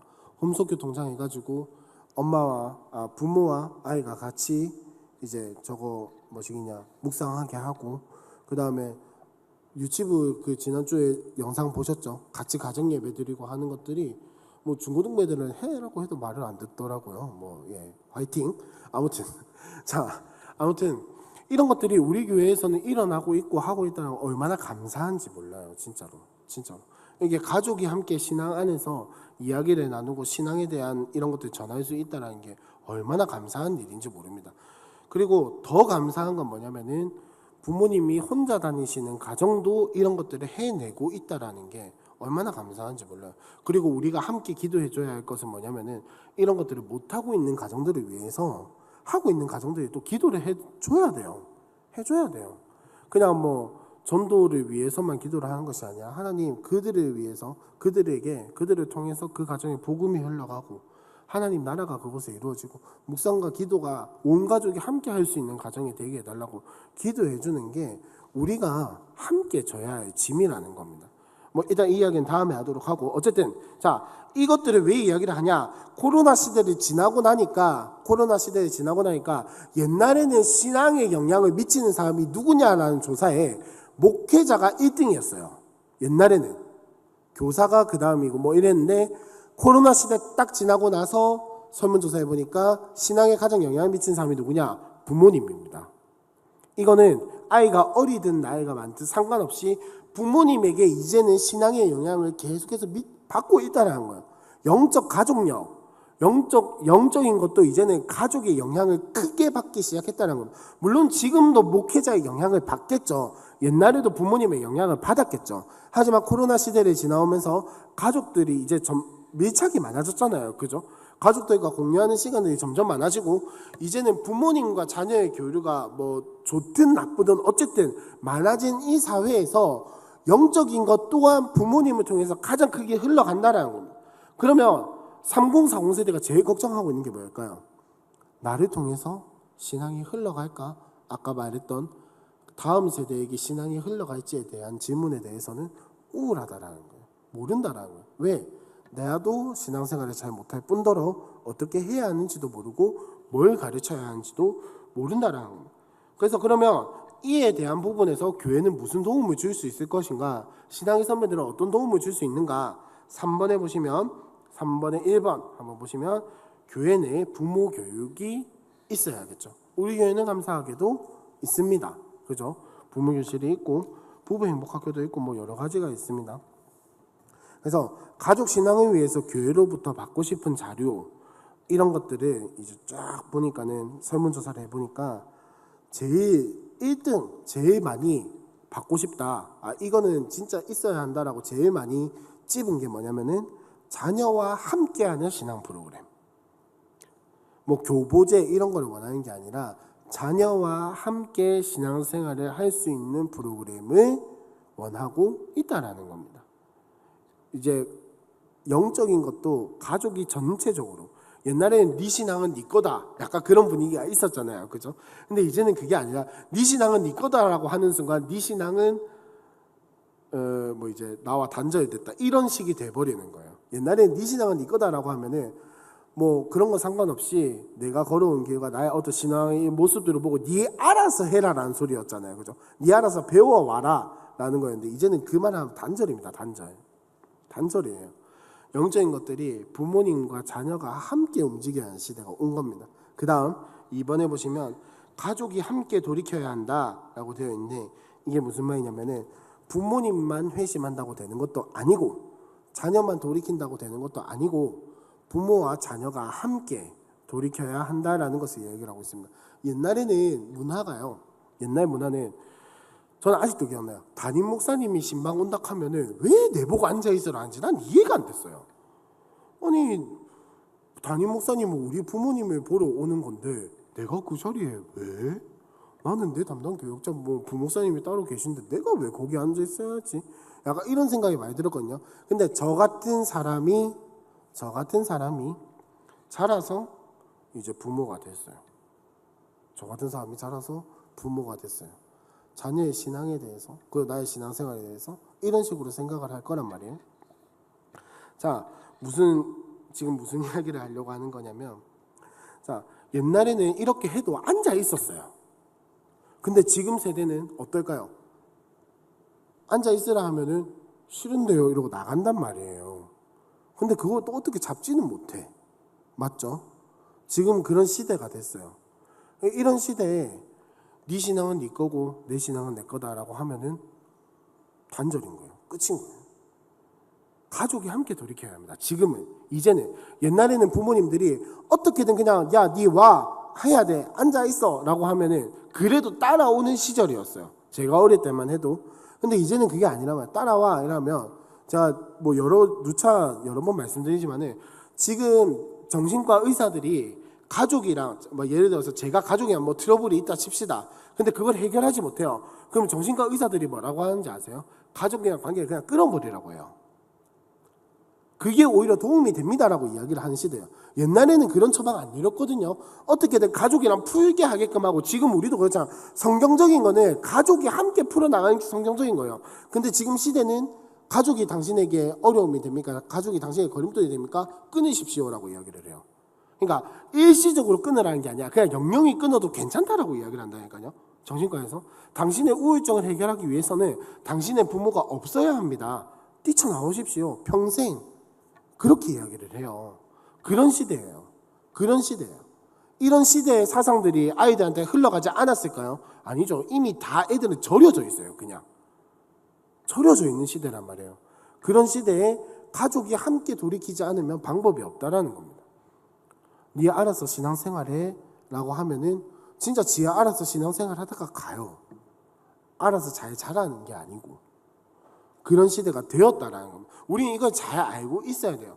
그러면은 우리의 후배들이 3040 세대들이 그들의 자녀의 신앙에 대해서 고민을 하고 여러분들에게 고민 상담을 하고 요청을 해올 때, 도와달라고 요청을 할 때 여러분들은 어떻게 하시겠습니까? 같이 한번 해보자 라고 이야기를 하는 것뿐만 아니라, 옛날에는 그런 이야기를 참 많이 들었던 것 같아요. 일단 자녀는 내버려두고 앉아서 기도해라. 물론 그런 시간도 필요합니다. 필요해요. 하나님 앞에 진짜 그렇게 매달리는 시간도 필요한데, 같이 하는 시간들이 점점 많이 만들어 나가야 합니다. 같이 하는 시간들을 어떻게든 확보를 해 나가야 돼요. 그래서 왜 우리 담임 목사님이 가정예배를 그렇게 강조하시는 이유가 바로 거기에 있고, 가정예배할 때 용돈을 주라는 이유도 바로 거기에 있는 겁니다. 여러분, 한번 집에 가서 가정예배 안 드리시는 분들에게 한해서 한번 이제 도전을 한번 해보자면, 여러분 가서 집에 돌아가셔서 애들이 즐겁게 재미있게 가정예배를 30분 이상 들으실 수 있다면 그분은 신학하시는 게 좋을 것 같아요. 신학하셔서 목사를 하시는 게 무슨 말이냐면은, 처음 딱 시작하는데 애들이 10분 20분 앉아 있는 것도 힘들어요. 왜? 안 하는 건데. 안 하던 건데. 첫 번째, 안 하던 거기 때문에 익숙하지 않고, 안 하던 거기 때문에 재미가 없고, 안 하던 거기 때문에 이거는 이상해요, 애들한테. 근데 그거에 10분이 뭐 30분 이렇게 앉아 있으라 하면은 누가 앉아 있을까요? 어른도 앉아 있기 힘든데. 그러니까 이런 것들을 처음부터 완벽하게 막 해내려고 하는 것이 아니라 하나하나 차근차근 조금 멀리 보고 조금 더 길게 보고, 반드시 이걸 통해서 하나님이 우리 가정에 신앙이 흘러가게 하실 것이다라는 믿음과 확신을 가지고 나아가는 것이 중요하다. 나중에도 보겠지만은, 지금 그래서 총체적으로 봤을 때 3040 세대에게 전해줄 수 있는 교회의 할 일이 무엇이냐? 공동체성을 주는 겁니다. 이 세상이 줄 수 없는, 알려줄 수 없는 공동체성을 주는 건데, 이거 나중에 이야기를 하도록 하고, 자, 마지막 세 번째도 두 번째와 사실은 이어지는 결이죠. 가족이 함께 말씀을 나누고 묵상하는 거. 그래서 여러분, 고신에서 나오는 묵상책 복 있는 사람은 어른 거, 청년 거, 중고등부 거, 애들 거, 애기들 거 다 똑같은 본문이에요. 다 똑같은, 매일매일이.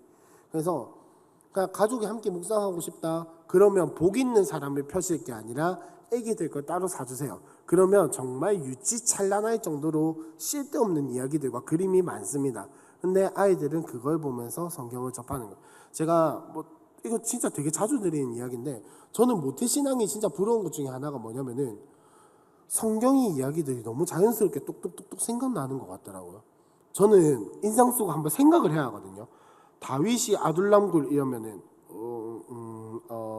이렇게 생각을 해야 하는데, 모태신앙이신 분들은 그냥 툭 튀어나와요.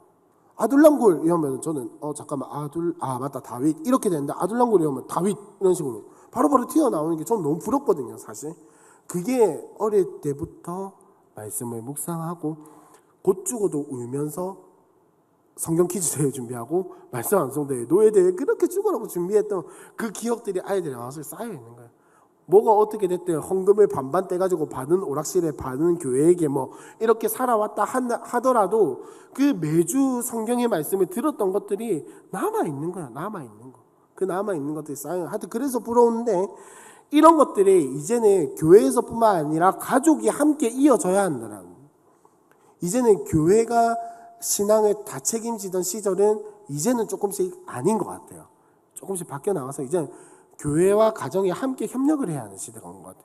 옛날에는 집에서 온팡지게 혼나면 교회 와서 울고, 교회에서 상처받으면 집에 가서 화풀이하고 요랬잖아요. 그죠? 자연스럽게 이런 것들이 지금 우리 교회에서도 일어나야 한다는 거. 지금 초등학생 애들, 중고등부 애들 온팡지게 혼내면 교회에 올까요? 멀어서 안 오는 게 아니고 교회가 생각이 안 나서 안 올걸요? 아마. 진짜로. 무슨 말인지 혹시 아시겠나요? 이제는 진짜로 가정과 교회가 옛날에 그냥 애들이 알아서 이렇게 가정과 교회를 넘나들면서 신앙의 훈련을 받았던 시기는 아니라는 거예요. 이제는 가정과 교회가 애들을 함께 책임져야 하는 시기가 왔다라는 겁니다. 그래서 우리는 이 3040 세대에게 무엇을 전해줄 수 있을 것인가? 어떻게 하면 교회와 가정이 함께 협력을 해서 아이들에게 복음을 전할 수 있을 것인가를 함께 고민해주고 함께 알려주고, 이 가족이 한 아이의 신앙을 위해서 품고 있다는 것이 무엇인지를 선배님들께서 이제는 알려주셔야 할 때가 왔다라는 겁니다. 옛날에는 당연시 되던 것들이 이제는 아니라는 거예요. 아니라는 거. 그 다음 마지막을 시작하기 전에 재미없는 이야기들만 쭉 들었으니까 뉴스 영상인데요. 하나만 보고 우리 다음 이야기를 이어나가도록 하겠습니다. 교회가 다음 세대 사역에 집중하는 사이 교회에서 멀어져가는 세대가 있습니다. 바로 3040 세대인데요. 인생의 전환기를 맞으며 가정과 일터에서 겪는 혼란으로 교회로부터 멀어져가는 3040 세대를 위해 맞춤 사역이 필요하다는 목소리가 나왔습니다. 장세인 기자가 보도합니다. 청년부와 장년부 사이, 기혼과 미혼 성도가 가장 많이 뒤섞여 있는 세대. 3040 세대를 위한 맞춤 사역이 필요하다는 목소리가 교계 일선 현장에서 나오고 있습니다. 대한예수교장로회 통합총회가 13일 3040 세대 선교를 위한 목회 전략 세미나를 개최했습니다. 성인이 이제 된 나이이긴 하지만 아직도 여러 가지 삶의 모습을 보았을 때 성인이라고 말하기 어려운 이런 좀 어중간한 불확실한 그런 나이대를 이제 초기 성인기라고 얘기를 하고 있는데요. 또 인생의 전환기에 가정생활, 직장생활에서 굉장히 힘들어하고 있기 때문에 신앙적으로 잘 방향을 잡아주고 의미를 부여하는 그런 내용들이 필요할 것 같습니다. 그래서 실천신대 21세기 교회연구소와 한국교회 탐구센터, 목회데이터 연구소가 공동으로 실시한 3040 세대 인식조사에 따르면 700명 중 절반에 가까운 47%가 가정과 직장, 사회생활에서 받는 스트레스가 신앙에 대한 관심 약화로 이어진다고 대답했습니다. 김선일 교수는 3040 세대 사역에 집중하고 있는 35개의 한국교회 사례를 분석하고 효과적인 사역 방안들을 제시했습니다. 3040 교회는 대부분 다 목장 사역이더라고요. 지역 중심의 교구가 있는데 거기다 3040만을 위한 연령 교구를 따로 만들어주는 거예요. 5060 이상은 교회를 봉사 중심으로 다녔다면 3040은 굉장히 양육 중심의 교회 생활을 하기 원한다. 교회가 어떻게 공적 사회적 가치를 경험할 수 있고 구현할 수 있느냐, 이것도 굉장히 중시한다는 거죠. 김 교수에 따르면 교회들은 3040 세대를 위해 부모와 자녀의 교육을 함께하는 가정사역 담당 교역자를 배정하고 직제보다 양육에 집중하고 있었습니다. 독립적인 3040 사역을 운영하면서도 전체적으로 수평적인 교회 문화를 만들기 위해 노력하기도 합니다. 하지만 3040 세대의 독립적 사역을 위해 집중할 경우 생길 수 있는 문제점도 짚었습니다. 동질 집단화될 수 있는 위험성이 있다는 거예요. 기성세대와의 단절로 갈 수 있는 위험성도 있거든요.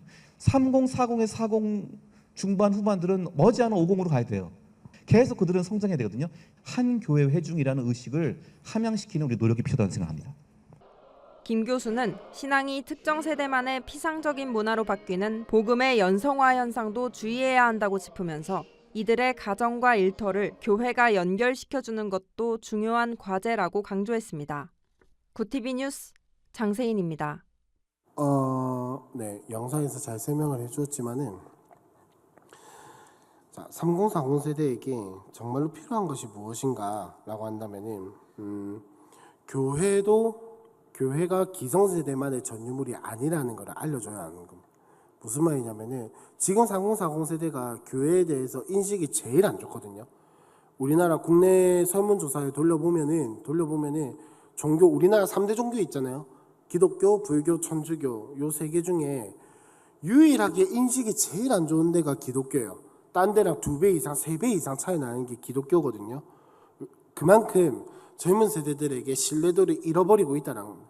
기성세대뿐만 아니라 젊은 세대들에 대한 신뢰도를 잃어버리고 있는데, 아까 말씀드린 것처럼 지금 젊은 세대들은 신뢰도를 잃어버리면 어떻게 할까요? 거들떠도 안 봐요, 이제는.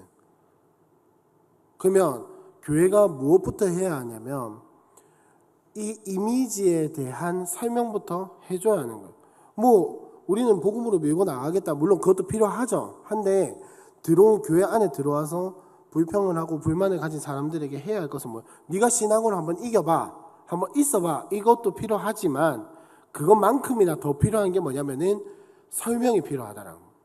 설명이 필요하다라는 거예요. 자, 지금 한번 표를 보려고 하는데 가로로 돼 있는 가로막대표 하나만 보여주시겠어요? 저기에 보면, 자, 저게 무슨 설문조사에 대한 표냐면은 출석 교회의 세대 간의 갈등이 어떻게 될 것인가에 대한 예상에 대한 표인데요. 자, 저 제일 왼쪽에 저기 색깔이 뭐냐면은 전혀 없었다고요. 그 다음이 가끔 있었다. 별로 없었다. 그 다음 중간에 제일 많은 양이 가끔 있었다. 그 다음 자주 있었다. 잘 모르겠다인데, 자, 한번 보시면 갈등 보시면 첫 번째가 뭐죠? 의사소통 방식. 저게 제일 많은 퍼센테이지를 차지하고 있습니다. 교회 내에서 갈등이 있었다라고 대답을 하는 것 중에 제일 많은 퍼센테이지가 뭐냐면 의사소통으로 인한 갈등이 제일 많았다라고 대답을 하고 있다는 거예요. 그 다음 뭐냐면은 교회 봉사에 대한 자세. 교회 봉사의 하니 마니가 아니라, 교회 봉사가 어떤 걸 하냐가 아니라 교회 봉사를 하는 자세. 예를 들면 이런 거겠죠. 기성세대들은 교회 청소하는 게 매주 나와서, 저희 모교회에는 분리수거만을 매주 혼자서 담당하시는 분이 계셨어요. 진짜 그분 존경스러웠거든요. 물론 이제 함께하는 교회보다 훨씬 작은 교회이기 때문에 분리수거하는 양도 많이 차이가 나겠지만은 그분은 1년 365일 분리수거를 본인이 혼자 다 하셨어요. 진짜 멋있으신 분이죠. 근데 지금 3040 세대는 그렇게 할까요? 아니, 그냥 뭐 우리 교회가 아니라 전반적인 분위기로 봤을 때 하는 세대일까요? 옛날 세대에 비해서 안 하는 세대겠죠. 그러면 기성세대는 뭐라고 할까요? 야, 라떼는 말이야 이러면서 잔소리를 하기 시작하고, 그거를 이야기를 하는 게 지금 교회 봉사 자세를 이야기를 하는 겁니다. 자, 그 다음 정치 사회적 이슈 때문에도 교회 간의 갈등이 있었다라고 대답을 하고 있어요. 그게 지금 교회 봉사 자세와 비슷한 비율을 자랑하고 있습니다, 여러분. 무슨 말입니까? 그만큼 예민하다라는 거예요, 지금. 특히 정치적인 거는 말할 것도 없고 사회적인 이슈에 대해서도 3040 세대들은 굉장히 예민하다라는 거예요. 자, 그 다음 예배 스타일도 있는데 뭐 점점 가면 갈수록 지금 작아지고 있죠. 그 다음이 뭐 교회 내부 문제, 뭐 예를 들면 뭐 저거 임기, 뭐 은퇴 나이 이런 걸 이야기를 하는 거고, 그 다음 뭐 한국 교회 이슈, 찬양, 곡, 헌금 11조. 생각보다 헌금은 작은 비율을 차지합니다, 여러분. 제일 작은 비율이에요. 물론 저걸로 다 평가를 할 수는 없겠지만은 의외로 우리가 생각하는 것보다 헌금이나 이런 것들에 대해서는 크게 갈등될 것이 없다라고 이야기를 하고 있어요. 무슨 말입니까? 다시 위로 올려주시면, 지금 4040 세대에게 봤을 때 교회에서 가장 갈등의 어떤 문제가 무엇이냐? 의사소통. 그러면 아까 말씀드렸던 교회 봉사 자세도 사실은 어떻게 보면 의사소통의 문제라고 생각을 하거든요. 그러니까 어른들이 욕하고 싶어서 하는 게 아니잖아요. 그냥 좀 더 열심히 한번 해보자라고 하는 것들에 대해서 의사소통에 어떤 문제가 있어서 그런 것이지. 그러니까 이런 것들이 이제는 정말 중요하다라는 거예요. 그럼 옛날에 다시 돌아와서 교회 내에 뭔가 문제가 있고 어려움이 있고 이런 것들에 대해서 옛날에 우리들은 기성세대 분들께서는 어른들께서는 그냥 교회에서 말하는 대로 그냥 내 걸 조금 참고 고지고대로 그냥 쭉 달려나가고 따라 나가는 시대였다면, 이제는 그걸 알려줘야 하고 설명해야 하고 납득을 시켜줘야 하는 세대가 왔다라는 겁니다. 그냥 스리슬쩍 뭐 얼렁뚱땅 이렇게 넘어갈 수 있는 세대가 전반적으로 아니라는 거예요. 우리 교회를 지금 우리 교회만을 가지고 이야기를 하는 게 아닙니다. 전반적으로 봤을 때. 자, 그렇다라고 하면은 3040 세대가 공동체에 들어오기 위해서 가장 먼저 해야 할 건 뭘까요? 여러분, 시설도 아니고 제도도 아니고 프로그램도 아닙니다. 당신에게 교회를 왜 다녀야 하는지를 납득을 시켜줘야 돼요. 그 처음에는 어떤 이유에서든지. 그러니까 뭐냐면은 3040 세대 앞으로 가면 갈수록 더 심해질 건데, 뭐냐면은 교회를 다닐 때에도 우리는 뭐 그냥 교회 한번 와보라니까 그냥 온 케이스가 많잖아요, 사실은. 그냥 아니면은 그냥 데리고 와서 앉게 된 이런 케이스가 많은데, 지금 여러분 담임 목사님이 왜 전도 축제 때 차비라도 주면서 교회 데리고 와라라고 이야기를 하잖아요. 앞으로 젊은 세대들은 아마 더 해줄 거예요. 그리고 교회 가자라고 하면은 제일 많이 나오는 질문이 뭘까요? 교회 가면 내한테 뭐가 이득이 되는데? 교회 가서 내가 얻는 게 뭔데? 아마 이 질문 가면 갈수록 점점 더 많이 나올 겁니다. 뭐 많고 적음의 문제가 아니에요. 5만 원, 10만 원의 문제가 아닙니다. 뭐 한우냐 그냥 미국산 소고기냐 그 문제가 아니에요. 그 문제를 이야기를 하는 게 아니고, 나에게 교회를 내가 왜 가야 하는지를 설명을 해달라는 거예요. 내가 교회를 왜 가야 하는데? 네가 믿는 예수 좋은 건 알겠는데 내가 교회를 왜 가야 하는데? 개인주의라고 말씀드렸잖아요. 개인주의가 뭐라고요? 개인주의는 네 건 네 거, 내 건 내 거예요. 그러니까 네가 교회 가는 건 오케이 알겠는데 내가 네 따라 교회를 왜 가야 하는데? 요거를 설득해내야 하는 거예요. 그러려면은 우리가 제시할 수 있는 건 뭡니까? 첫 번째, 우리의 삶을 통해서 교회가 어떤 곳인지를 몸소 보여주거나, 아니면 말을 기똥차게 잘하거나 설명을 잘하거나. 그래서 우리가 간증문을 쓰고 간증문 가지고 전도를 해보자라고 했던 것도 바로 그런 택에 속하는 거예요. 내가 삶으로 다 보여줄 수 있는 환경이 안 된다면 나의 간증을 통해서 내가 만난 이 하나님을 너도 만날 수 있다라고 하는 것을, 내가 만난 이 하나님을 너도 만났으면 좋겠다라고 하는 설득의 과정인 거예요. 여러분, 설득의 과정. 담임 목사님이 진짜 크게 생각을 하고 계신 거예요. 간증문을 이야기를 하자고 한 게 그런 설득의 과정을 간증문을 통해서, 아니 뭐 그렇잖아요. 교회 다니기 위해서 설득하기 위해서 제일 좋은 게 뭐겠어요? 내가 하나님 만난 거 이야기하면 되잖아요. 내가 하나님 만난 거 보여주면 되잖아요. 그게 가장 좋은 설득인데, 근데 앞으로 이런 것들이 세대가 가면 갈수록 더 심해진다랑 더 많아질 거고 더 철저해질 거고 더 집요하게 요구를 할 수도 있어요. 그러면 우리는 그에 대한 해답이 있어야 한다라고. 그 다음 두 번째는 뭐냐면은, 그렇게 하고 나서 공동체에 들어오게 되면 하나님 나라를 맛보게 해야 돼요. 그냥 공동체, 옛날에는 그런 말이 있었어요. 저도 그랬지만은 중고등학생 때 저는 생각해보면 좀 부끄러운 말이지만은 신앙보다는 사람이 좋아서 다녔던 게 더 많았던 것 같아요. 훨씬 더 많았던 것 같아요. 훨씬 뭐 신학을 하겠다고 난리를 치고 뭐 발광을 했지만은, 그럼에도 불구하고 나는 형님들이 좋아서, 누나들이 좋아서, 친구들이 재밌어서, 동생들은 거의 없었거든요. 뭐 아무튼 그렇게 해서 다녔단 말이에요. 근데 자, 세로막 대표 하나만 보여주세요. 세로막 대표 하나 보여주시면, 자, 지금 교회에서 설문조사했어요. 교회에서의 세대 차이 및 갈등 해소의 효과적인 방법을 물어봤거든요. 자, 5060 50대 60대 1위 사유가 뭡니까? 23.3%. 세대 간 함께 할 수 있는 다양한 신앙 활동 개발. 우리는 세대 간의 갈등을 해결하려면 세대 통합 예배라든지 이런 것들이 많아지면 괜찮겠지라고 생각을 하지만 사실은 1등이 뭡니까? 세대 간 진정한 교제와 나눔. 무슨 말이냐면은 3040 세대도 공동체를 원하고 있다라는 거예요.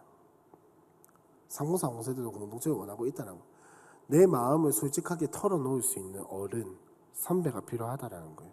내 이야기를 들어주는 형님, 누나, 언니, 오빠 필요하다라는 겁니다. 같은 세대에서는 털어놓지 못하는 것들을 나의 선배들에게 털어놔보고 싶다라는 거예요. 그게 있을 때 이 사람들은 공동체에 들어오겠다라는 겁니다. 공동체에 들어오겠다는 거예요. 딴 게 필요한 게 아니에요. 활동이 필요하거나 프로그램이, 물론 그것도 컨택할 수 있는 어떤 도구는 되겠죠. 하지만 그런 것들이 많다고 해서 들어오는 게 아닙니다. 그걸 통해서 컨택이 되어가지고 소통이 되고 이야기가 되고 내 마음을 터놓을 수 있으면, 진실한 교제가 있을 수 있으면 얼마든지 공동체에 들어올 수 있다라는 겁니다. 그 다음에 나오는 게 이제 다양한 소통 채널 구축. 아까 말씀드렸죠. 의사소통이 문제라고 했을 때 아마 우리들 대부분의 머릿속에는 그러면 어떻게 소통 채널을 구축을 하지? 이 생각이 가장 먼저 떠오르는 텐데, 그것보다는 진정한 교제와 나눔, 저것을 더 원하고 있다라는 것을 우리가 꼭 기억을 했으면 좋겠습니다. 사실 세대 통합 예배나 이런 것들은 오히려 비율이 점점 적어지고 있어요. 옛날에는 그게 가능했겠지만은 지금은 오히려 소통이 더 중요한 시대가 왔다라는 거예요. 그 다음 원형 그래프 하나만 보여주시겠어요? 원형 그래프 보시면, 자, 개인과 공동체, 당신은 어떤 걸 선택하겠습니까? 라고 질문을 했을 때 개인이 50%예요. 공동체는 35%고 잘 모르겠다는 14%인데, 사실 저 잘 모르겠다도 개인이라고 보시면 될 것 같아요. 무슨 말입니까? 3040 세대 대부분은 공동체보다는 개인을 택한다라는 거예요. 자, 근데 반대로 밑에 한번 볼까요? 60대 개인이 몇 퍼센트죠? 44%. 공동체가 48%. 개인보다 공동체가 높아요. 무슨 말입니까? 무슨 문제가 생겼을 때, 어려움이 닥쳤을 때 개인과 공동체가 부딪힌다? 3040 세대는 당연히 개인을 선택한다라는 겁니다. 신앙이 모자라서 그런 게 아니고 세대가 그런 세대라는 거예요. 그들 나름대로 신앙을 가지고 있습니다. 근데 세대가 이미 그런 세대라는 거예요. 자, 그런 사람들을 공동체에 데리고 오기 위해서는, 공동체에 속하게 하며 공동체의 소속감을 느끼게 하기 위해서는 얼마나 개인적인 접근으로 해야 하는지 우리가 고민을 해야 한다는 거예요. 옛날에 우리가 생각하는, 우리는 공동체적인 분위기를 가지고 있었기 때문에 공동체로 다가가면 공동체로 받아들이는데, 지금은 그 시대가 아니라는 거예요. 공동체로 다가가면은 개인을 선택하는 게 지금 시대라는 겁니다. 그럼 공동체로 데리고 오려면 접근 자체를 개인적으로 해야 한다는 소리예요. 개인주의적인 시각에 맞춰서 접근을 해야 한다는 거예요. 지금 저 개인이 더 높아진다라고 하는 것은 신앙이 없어서 그런 게 아니다라는 걸 우리가 분명하게 알아야 돼요. 저도 그런 오류에 많이 빠지긴 하지만은, 개인을 선택한다고 해서 신앙이 없는 건 아니에요. 세대가 개인을 선택하는 세대일 뿐이에요. 근데 성경에서는 개인을 이야기를 합니까? 공동체를 이야기를 합니까? 공동체를 이야기를 하잖아요. 그러면 이거를 끌어당기기 위해서는 어떤 접근이 필요하겠습니까? 당연히 개인주의적인 접근이 필요한 거죠. 그럼 그 개인주의적인 접근이 무엇이냐? 아까 말씀드렸던 그들만을 위한 프로그램, 그들의 눈높이에 맞춘 어떤 방식들을 충분히 해야 한다라고. 옛날에는 교회에서 열면 사람들이 왔어요. 그죠?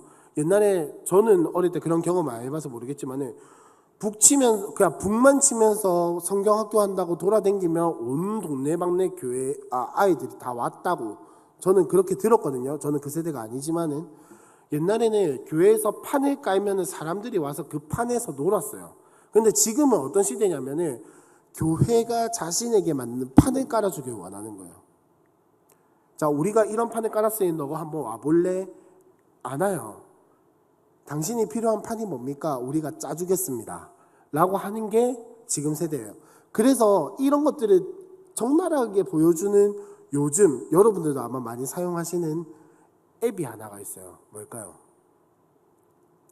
넷플릭스, 뭐 OTT 프로그램들, 그죠? 그런 거 가입할 때 보면요, 어떻게 하는지 아세요? 처음에 딱 가입하면 딴 거 안 물어봐요. 당신이 좋아하는 프로그램 뭐가 있습니까? 뭐 드라마, 영화 이런 거 딱딱딱딱 선택하잖아요. 그러면 그 사람의 취향에 최대한 맞게끔 이렇게 쫙 모아서 추천을 해줘요. 지금 여러분 유튜브도 많이 보실 텐데 유튜브도 보면은 알고리즘이라고 하죠. 여러분들이 많이 보시는 주제에 맞는 영상들만 쫙 떠 있어요. 찬양을 많이 들으시면 찬양에 관련된 것들, 뭐 설교를 많이 들으면 설교에 관련된 것들. 저는 뭐 하여튼 여러 가지 것들이 떠오르긴 하는데 아무튼 지금은 그런 시대란 말이에요. 그래서 사람들이 교회에도 그런 거 요구해요. 네가 뭘 깔았는지는 난 관심 없고 나는 이걸 원하는데 당신은 이걸 나에게 맞춰줄 수 있습니까? 물론 저는 교회가 거기에 다 맞춰주는 건 불가능하다라고 생각을 하고 그럴 필요도 없다라고 생각을 해요. 하지만 할 수만 있다면 그들이 정말 고민하고 있는 문제가 있다면 정말 우리가 신앙적으로 해답을 줄 수 있는 문제가 있다면 맞춰줄 수 있으면 맞춰줘야죠. 맞춰줄 수 있으면 맞춰줘야죠. 뭐 교회에서 요구한다고 해서 다 따라갈 필요는 없는 것 같아요. 여러분들도 마찬가지고. 하지만 우리가 분명하게 해답을 제시해 줄 수 있는 것이 있다면 제시해줘야죠. 가서 제시해주고 맞춰서 제시해주고 눈높이에 맞춰서 그 해답을 제시해 줄 수 있는 그런 모습이 우리에게 있어야 한다는 것. 그래서 공동체에 데리고 들어오면 하나님 나라에 맛보게 해야 돼요. 이게 무슨 말이냐면은 하나님 나라 맛보면 당연히 자동적으로 들어오는 건 맞지만은 이 하나님 나라가 그들에게 이득이 된다는 점을 분명히 알려줘야 돼요. 하나님 나라는 나와 상관없지만 이 공동체에 있겠다, 이게 안 된다는 거예요. 이제는 아까 말씀드렸던 하나님 모르고 사람이 좋아서 그냥 사람만 좋아서 교회에 남아있는 거 이제는 그런 시대가 아니라는 겁니다. 이제는 그런 시대가 아니라는 거예요. 공동체에 들어오면은 나에게 이득이 되는 무엇인가가 있어야 공동체에 남아있는 게 지금 시대인데 하나님 나라가 나에게 이득이 안 된다라고 생각하면 언제든지 교회를 떠날 거예요. 하나님 나라가 나에게 이득이 된다는 것을 분명히 알려줘야 합니다. 하나님 나라가 나에게 영향을 미칠 수 있다는 것을, 하나님 나라가 나의 삶을 변화시킬 수 있다는 것을, 하나님 나라가 나의 삶의 침투에 들어올 수 있다는 것을 명확하게 알려주어야 공동체에 남아있다는 거예요. 그냥 시설만 좋아서는 안 된다는 겁니다. 아까 말씀드렸잖아요. 의외로 영적인 해답을 굉장히 갈구하고 있다니까요. 그 다음 마지막으로 이거를 여기에서만 그치고 끝나는 게 아니라 삶에서 어떻게 살아가야 할지를 알려줘야 합니다. 신앙으로 살아가다 보면 부딪히는 문제들이 있잖아요. 아까 말했던 거랑 많이 겹치는데 분명히 부딪히는 것들에 대해서 교회가 해답을 제시해 줄 수 있어야 한다는 거. 살아갈 수 있게 해줘야 하고, 그러니까 우쭈쭈 해주라는 말이 아니라 싸우다가 지쳐서 돌아왔을 때 그에 대한 해답을 알려주고 다시 살아갈 수 있게 해주고, 다시 또 하나님 나라 공동체 들어와서 살다가 다시 나가서 살아갈 수 있게 해주고, 이런 교회와 사회에 돌아가는 것들을 잘 감당할 수 있도록 교회에서 에너지를 주고 공동체가 뿜어주고 살려주고 하는 것들을 해낼 수 있어야 이제는 교회가 뭐랄까요, 살아남을 수 있다라는 겁니다. 이렇게 표현해서 죄송하지만 살아남을 수 있다라는 거예요. 그렇지 않으면은 3040 세대는 교회에서 사라지게 될 거예요. 근데 왜 사라지는 게 왜 문제가 될까요? 아까 말씀드렸잖아요. 지금은 가족 시대란 말이에요. 밀착 시대란 말이에요. 애가 아무리 좋아도 부모님이 결단을 하면은 나가게 돼요. 반대로 아이가 좋으면 부모가 따라오잖아요. 그죠? 근데 그 반대급부도 생각을 해야 하는 거예요. 이제는 여러분, 아이가, 그러니까 부모가 아이를 못 이겨서 가족이 같이 움직이는 게 아니고 지금은 그냥 가족이 같이 움직이는 시기예요. 가족 종교화예요. 가족 기독교화가 아니고 가족 종교화란 말이에요.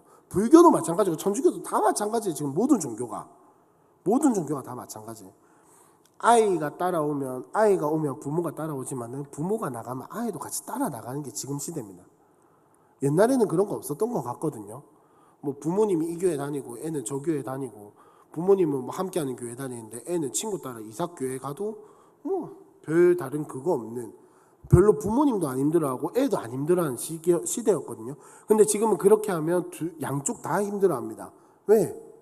가족이 이미 그 가족이 함께 종교를 믿고 이런 문화가 너무나도 익숙하게 자리 잡았기 때문에, 그러니까 우리는 그것들도 잘 생각을 해야 한다는 거예요. 그다음 마지막으로 2번 교회 방향성 2번은 뭐냐면은 교육의 대상이 아니라 3040 세대는 동력의 대상이다라는 것을 분명히 인지해야 합니다. 무슨 말이냐면은 아까 우리 뉴스 영상에서 봤던 게 보면은 뭐냐면은 3040 세대가 이제 초기 어른기라고 하잖아요. 그죠?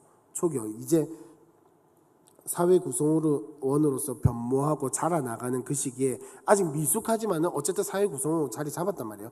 그러면 선배님들께서는, 어른들께서는 그걸 마냥 우리가 가르치고 뭐 신앙을 어리니 뭐니 이렇게 훈육해야 할 대상이 아니라 이들도 마찬가지로 우리와 함께 하나님 나라를 꾸려갈 수 있는 대상으로 인정을 해줘야 한다는 겁니다. 이게 무슨 말이냐면은 이 시대 3040 세대는 어떤 세대냐면은 내가 참여하길 원하는 세대거든요.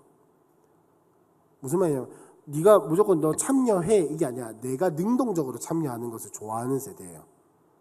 그러니까 그냥 뭐 뒤에서 지켜만 봐 이렇게만 한다고 좋아하는 세대가 아니라 작은 거지만은 내가 할 수 있는 것들을 가가지고 참여하고 해보고 하는 것들을 굉장히 좋아하고 그런 것들에 익숙한 세대란 말이에요. 옛날에는 그냥 보기만 하는 시대였잖아요. 보고 배우는 시대였다면은 지금은 참여해서 따라가는 시대란 말입니다. 그래서 이 교회 내에서도 때로는 함께 일하고 함께 동역할 수 있는 대상으로 인정해주고 바라봐주는 것이 필요합니다. 그러기 위해서는 뭐가 필요하냐? 밑에 적어놓은 것처럼 소그룹을 통한 소통이 필요하다라는 거예요. 왜냐면은 뭐 지금 우리 교회 당의 장로님들과 우리 담임 목사님이 너무 멋있다라고 제가 느낀 게 뭐였냐면 그 담임 목사님께서 놀이 지도실을 만들자라고 결정을 하시고 나서 그 외의 모든 것들은 다 의견을 물어보고 만들게 하셨어요.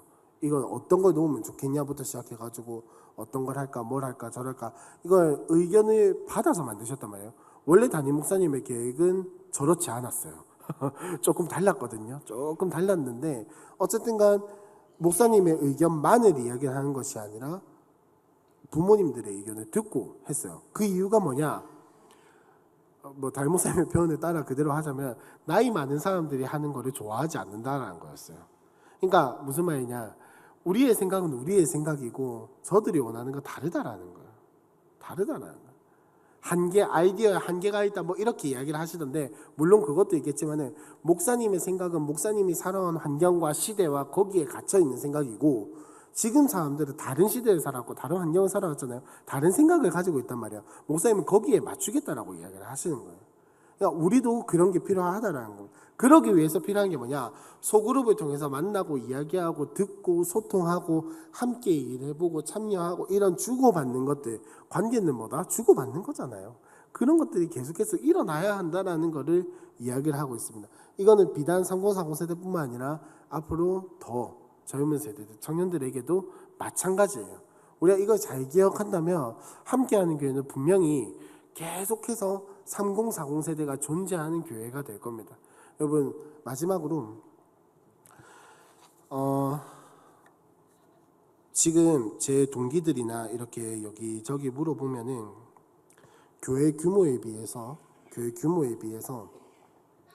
아이들이 없어요.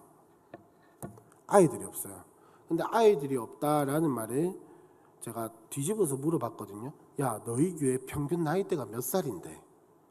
라고 물어보면 대부분 평균 나이대가 한 환갑 어간이에요. 60어간. 그 말은 뭡니까? 평균적으로 50대, 60대가 제일 많다라는 소리잖아요. 그냥 단순 계산으로 해보시죠. 단순 계산으로 50대, 60대가 제일 많다라는 거잖아요. 그럼 그 밑에 3040 세대는 없다라는 거예요. 그러면 자연스럽게 그 아이들도 없다라는 거예요. 근데 우리 교회는 너무나도 감사하게 뭐 그때 대충 계산을 했었는데 퍼센테이지로 따지면 저기 명지의 호산나 교회 아시죠? 내나 거의 비슷해요. 비율로만 따지면 오히려 호산나 교회는 그래도 애들이 많은 편이더라고요. 제가 이야기를 들어보니까 다른 큰 교회들, 우리 교회보다 크다는 교회들이랑 퍼센테이지로 따져보면은 우리 교회가 진짜 높은 편이에요. 너무나도 높은 편이에요. 그러니까 얼마나 감사한 일이, 이게 얼마나 감사한 일이에요. 그죠?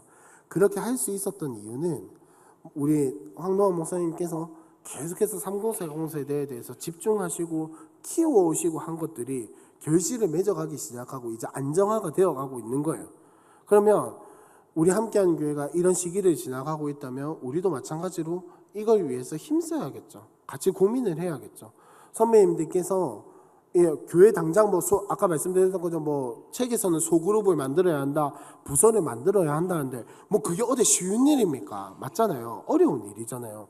그러면 우리가 할 수 있는 일들이 뭔지, 이 시대는 이런 것들을 요구하고 있거나, 그럼 내가 지금 이들을 만났을 때 어떤 이야기를 해야 하는지 고민하고 함께 생각하고 함께 세워나가고, 무엇보다 중요한 그들에게 복음을 전하고 공동체에 들어오게 하고 하나님 나라를 맛보게 하는, 그거는 우리가 충분히 할 수 있잖아요. 그죠? 당장 내가 소그룹을 열거나 열린 모임을 못할지언정 이제 그런 것들에 대해서 함께 고민했으면 좋겠다라는 마음으로 사실은 이걸 준비하기 시작했어요. 함께 준비하기 시작했고, 물론 다시 한 번 더 말씀드리지만은 이게 우리 교회에 100% 다 적용되는 건 아닐 겁니다. 그죠? 100% 우리 교회에서 한 거 다 맞아 떨어지지도 않을 거고 그렇겠지만 한번 고민을 해볼 만한 화두인 것 같아요. 고민을 해볼 만하고, 할 수만 있다면 우리도 그런 것들을 만들어 나가면서 이제 전도의 도구로서 혹은 이제 정착의 도구로서, 그 섬김의 도구로서 여러 가지로서 우리가 고민하고 함께 만들어 나갈 수 있는, 담임 목사님을 도와서 이 공동체를 이루어 나갈 수 있는 하나님 마음을 그들에게 심어줄 수 있는 한 가지 고민거리가 되었으면 좋겠다라는 생각을 가집니다. 여러분들도 이런 사역에 함께 동참해 주셨으면 좋겠고, 진짜 마지막으로 당부드리고 싶은 것은 아까 말씀드렸던 믿음의 선배들이 되어주셨으면 좋겠어요. 어린 제가 이런 말을 하는 게 조금 그렇긴 하지만은 여러분들이 믿음의 선배들이 되어주셔서 그들이, 어린 사람들이, 다음 세대들이 보고 저렇게만 신앙생활하면 되는구나 라고 할 수 있는 그런 함께하는 교회의 기둥들이 되어주시기를 간절히 부탁드리고, 또 그를 위해서 계속해서 기도하도록 하겠습니다. 우리 함께 주여라고 한번 간절히 부르짖고 기도할 텐데, 이렇게 기도했으면 좋겠습니다. 하나님, 다음 세대를 위해서 정말로 함께하는 교회가 마음을 모아서 달려나갈 수 있게 해달라고 함께 기도해 주셨으면 좋겠습니다. 그리고 더 나아가서 하나님, 우리 교회가 그런 것뿐만 아니라 나 또한 다음 세대를 위해서 아이들뿐만 아니라 그의 부모들까지 섬기는 그런 다음 세대를 위해서 정말 온 교회가 달라붙어서 섬길 수 있는, 그리고 나도 그 사역에 동참할 수 있게 해달라고 우리 함께 주여라고 한번 간절히 부르짖고 제가 기도하고 마치겠습니다. 주여! 하나님 감사합니다. 우리 이 자리에 불러주시고 하나님 또 한 번 더 고민하고 생각할 수 있는 거리를 주심에 감사합니다. 주님, 세대가 점점 더 바뀌어가고 세대가 점점 더 달라지고, 하나님 우리가 살아온 환경과 생활과 경험과 이런 것들이 너무나 달라졌기에 쉽게 이해할 수 없고 쉽게 받아들일 수 없고 쉽게 용납할 수 없는 그런 부분들이 많지만은, 하나님 우리의 마음과 생각을 내려놓고 그들을 이해하고 그들을 위해서 생각하고 그들에게 맞출 수 있는 하나님 우리가 될 수 있도록, 그리고 무엇보다도 그들에게 복음을 전하고 하나님 나라를 전하고 하나님 나의 삶과 우리의 말과 우리의 행동을 통해서 그들 가운데 하나님 복음과 하나님 나라를 전할 수 있는 귀한 사명을 감당할 수 있도록 주님 도와주시기를 간절히 원합니다. 하나님, 함께하는 교회를 세워주셨고 다음 세대를 위해서 달려가게 하셨사오니, 이 함께하는 교회가 하나님 교회만 달려가는 것이 아니라 나 또한 그 다음 세대를 위해서 하나님 달려나가게 하여 주시고, 하나님 그 다음 세대를 살리기 위해서 그들의 부모들과 하나님 그 아이들을 함께 품고 나갈 수 있는, 하나님 그리고 신앙의 선배들로 살아갈 수 있는 하나님 우리가 될 수 있도록 주님 우리를 인도하여 주시고 하나님 은혜를 더하여 주시옵소서. 성령 하나님 우리 가운데 임재하여 주시기를 간절히 소망하오니, 주님 하나님 나를 위해서 하나님 이 공동체를 이루어 주시옵소서. 하나님 감사합니다. 우리 이 자리에 불러주시고 하나님 또 다음 세대를 위해서 한 번 더 고민하고 생각할 수 있는 시간들을 가지게 해주심에 감사드립니다. 주님, 다음 세대를 위해서 살아가고 다음 세대를 위해서 우리를 불러주신 그 사명을 따라 살아가기를 바랍니다. 주님, 살아갈 수 있는 힘과 능력을 더해주시고 또 무엇보다도 하나님 다음 세대를 위하여서 그들의 부모들을 품고 다음 세대를 위하여서 3040 세대를 고민하고 또 생각하고 그들을 품을 수 있는 믿음의 선배들이 하나님 이 함께하는 교회에 생길 수 있도록 주님 우리 가운데 성숙한 마음을 허락하여 주시옵소서. 하나님 이곳에 앉아 있는 우리 모두가 신앙의 선배들로서 하나님 다음 세대에게 신앙의 것들을 신앙의 유산을 흘려보낼 수 있는 선배들이 되길 원합니다. 주님 우리가 먼저 하나님 앞에 바로 서게 하여 주시고 우리가 먼저 하나님 나라와 재창조의 삶을 누리며 전하며 살아갈 수 있도록 주님 도와주시옵소서. 하나님 이 3040 세대를 함께 강의하고 또 고민하고 생각하며 이 시간을 마칩니다. 하나님 우리가 다 할 수 없고 우리가 다 따라갈 수는 없지만 거기에 눌리는 것이 아니라 내가 지금 여기서 그들에게 혹은 이런 고민을 하고 있는 사람들에게 어떤 도움을 줄 수 있는지 또 어떻게 함께 나눌 수 있는지를 고민하는 시간이 되게 하여 주시고 또 앞으로도 이것들이 귀하게 사용되어서 이 함께하는 교회가 정말로 다음 세대들이 넘쳐나는 교회가 되도록 그런 공동체가 될 수 있도록 주님 우리 가운데에 은혜를 더하여 주시옵소서. 돌아가는 발걸음도 지켜주시고 이 모든 건 예수님의 이름으로 기도합니다. 아멘. 수고하셨습니다.